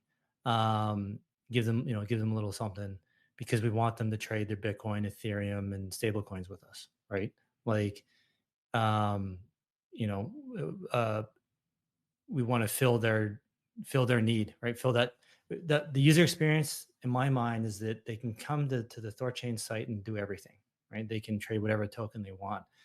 And so if they're coming to trade some weird meme coin and then they never trade it again, but they stay with us for the next 5 years and trade all their Bitcoin and stable coins with us, great, right? Like, it was worth it. So, it's the whole, right? We got to measure the whole user journey, right? It's not just their one particular action that we have to make money on, right? It's all of their actions added up together. And so that was my thing with meme coins. Like, I bought meme coins too. I got some crappy ones, and I got to go to these different exchanges to go find them, right? And it's a bit of a pain. And and then I'm like swapping, all these different. I got to buy, get Solana, get Ethereum, and go buy all this stuff. Like, it's just a bit cumbersome. If I can just do it all on one platform, it'd be so much easier. And so yeah, that's how I was thinking about, like, the user experience, and just give something that makes people happy and easy, remove friction. So this isn't a bet on meme coins; it's a bet on the user, and just following kind of what the users do. This is their act. This it's not us to comment on on how our customers behave and why they buy something. We just want them to buy it through us, right? And pay attention to what they're doing and try and give that to them. So, yeah. Yeah, I agree because I used to be upset actually, like, oh, why don't we get Sui? Why don't we get Ton right away? But now, in the hindsight, many months later, I see like, and looking at the other Hyperliquid and near the Sui, near, and even Solana is not their main revenue sources or the volume sources. So it's user experience, the front end that Near provides and Hyperliquid provides. I think that's the main key. So that's why I'm so happy that we get our own front end. We can dictate our own journey onwards now, and especially with that functionality from the rapid swaps and limit swaps. It's crazy. It's zero to 100, and also when we have the layer functionality when it comes to perps that we can add to our front end as well. It's crazy. So I wouldn't be so crazy about new change. Yes, we have to, of course, adapt and add new change if there's some really popular ones. But I am not so upset anymore not having Sui and Don like I used to be. So I think it's more about our front end and service that we can provide to users, and memoless, of course. If you can send it, you can swap it. Don't forget that. Yeah, and like I keep wondering too if there's like, supply side economics where it's like maybe some of these tokens don't have a lot of volume because they're not on dexes. And what if THORChain adding these new tokens to, cross-chain dex all of a sudden gets a lot of volume? We're by THORChain adding it, we're the catalyst to increasing the volume on that chain. So that's for me in my mind. Like I would say that we added the most gatekeep token that wasn't available on decentralized exchange. It was the XRP. We haven't seen any exceptional volume. Even at the moment, the AX Bitcoin Cash guy, whoever he is, whoever does those crazy swaps, uh, dwarfs the XRP volume. So I would say XRP is a great example where there is a lot of cloud, a lot of excitement, a lot of volume, huge market cap, and they haven't made crazy multi-million-dollar volume days. They hover around, I don't know, the best days 2-3 million at the moment, maybe 100 to 300 k volume per day. So I think that was a good example to see, hey, what's going to happen. The market cap is so huge. There should be so many people who want to swap from Bitcoin to XRP. It didn't happen. Maybe it's a fault of marketing or lack of it. But I think it was a good test. It's totally a lack of marketing. Like it was way too soon to call that not working. Like nobody knows about it. Go to a crypto meetup. Go on Twitter. Go jump in some threads. Go to join some other spaces. Ask anybody if they know they can swap Bitcoin or if they can swap XRP on a DEX. I guarantee. I bet you a beer. I bet you a steak dinner. No one knows. Absolutely nobody knows about it. So it's totally a marketing problem. We got to get the message out. Once everyone in crypto knows it exists and is possible, then you can evaluate whether it's a good idea or not. And I think that's our THORChain's biggest problem is no one knows about it. Nobody knows what can be done. And so it's not as simple as you just build it. Like no one's paying attention to THORChain. No one cares about THORChain. There's a meme or saying that goes around like no one thinks about you as much as you think they do, right? Like I can sit here and think you guys, I could stress and be worried that like you guys all, what are you guys thinking about me, in between spaces, like do you think I'm like this? Do you think I'm a jerk or a loser or whatever? And the reality is probably none of you even give me a second thought, right? And so this is, what people, so the saying is like, don't beat yourself up or get worked up about what you think others think of you, because they're not thinking about you. And so this applies with marketing at THORChain too. Like, just because it exists and we build it on THORChain, it doesn't mean instantly the whole world knows about it. No one cares. No one's paying attention to THORChain. No one's looking at it. No one's in our Discord. No one's paying attention to Twitter. Like, nobody knows. So we got to change that, right? So if we can get something, the XRP pool, to be common knowledge amongst in the crypto world, and the volume is still low, all right, fine, that didn't work. You're right. The demand isn't there, but there can't be a demand if people don't know about it, right? Like, it can't, right? So that's what I'm trying to fix. That's what I try and do here with Yeah, marketing. I is try agree and with get you, but I'm just pushing back the idea that the reason maybe why this token wasn't traded because it wasn't on decentralized exchange. That's what I have in mind. Yeah, of course it's about marketing, but I think it's fugazi. The idea, it's not traded on. There is no such thing. The reason why this token doesn't have a lot of volume because it's not traded on decentralized exchange, I think that's fugazi. People, if they want the token, they find a way. So we should not maybe cater to the idea that maybe this gatekeeper like XRP was, or this and that. That's what I meant. Okay, gotcha. Well, hopefully, comment on this. Yeah, Can I comment please. a little on Yeah, this? go ahead. I mentioned this in the Ruggiero chat as well. Like, when we're working towards Monero, I think that's a, like, compared to XRP, that's a proper 0 to 1. As far as I know, you can't trade Monero on any DEX or SEX right now. Like, everything is P2P. So by THORChain getting that, I think you will open a market similar to what Terra did, like you spoke of last week. Kraken has Monero. They do? Yes. Why do they keep complaining on my timeline that there's no sex system? We don't know. People lie. People lie. You can go look. You can go look at Kraken yourself, but it's on there. Can you withdraw? Okay, my mistake. It's not only THORChain that has this problem that people don't know about what is possible to trade and what not. Yeah. Can you withdraw Monero from Kraken? No, Kenton, it stays there. It's just like it's IOU. Yeah, it stays there. Kenton. Okay, Never. so that's a half truth then. Then Wait, it's a half truth because you can't withdraw it. No, I'm kidding, bro. Yeah.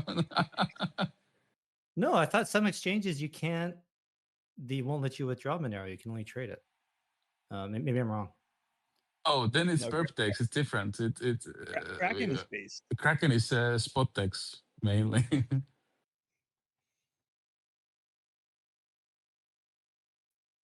Well, guys, this has been a marathon. That's awkward ending. Anybody else want to jump up? Anything to say? Any of you speakers have any final thoughts? Anything you guys want to say? Just thank you again, Kenton, for all this immense amount of work you've been doing on building out the front end. This UKIT thing's such a cool surprise, and marketing. So yeah, just thank you. Stepping up huge. You're welcome. Yeah. And I wish we had more people on here telling me why I'm wrong or questioning or criticizing. It seemed everyone on the spaces, you guys all seem to be supportive, and it's great. And I thank you, appreciate that. But I do want to hear, like, based on some of the tweets and comments, tweets been going around today and yesterday, and comments in Discord. Sounds like some people are out of the loop. And maybe we need to do a better job of doing some more written stuff to kind of put these ideas down and what I'm working on and what I'm doing and why. So yeah, I think I just kind of, I'm so used to explaining it to you guys on spaces. I just honestly haven't thought about writing it down. But maybe it's time to do that. All right, great, guys. Well, I think we'll wrap this up. Give me 1 second here. So yeah, next week. What's it? No, Saturday. This Saturday, 29th. Voltisig we got coming on 10 a.m. Eastern. And then the following Saturday, Thor Wallet. So Crypto XE, he was up here speaking. I chatted with him about all this talk about THORChain rebranding and Thor Wallet and THORSwap, whatever. I reached out to Thor Wallet. They got back to me. We chatted. We had a good chat. And I was like, do you mind doing a space with us? Like, repeating what you said? He's like, yeah, absolutely. So it'll be good. So next Saturday, we're going to chat with Crypto XE about Thor Wallet. We can talk about, everyone's concerns about the branding between Thor Wallet and THORChain. I think he has a really good take on it. And yeah, guys, happy American Thanksgiving. I don't know how many of you are American, but I'm doing a dinner on Saturday with some friends. None of us are American, but we're going to do our own non-American Thanksgiving anyway. So cheers, everybody. Thanks for listening. Take care.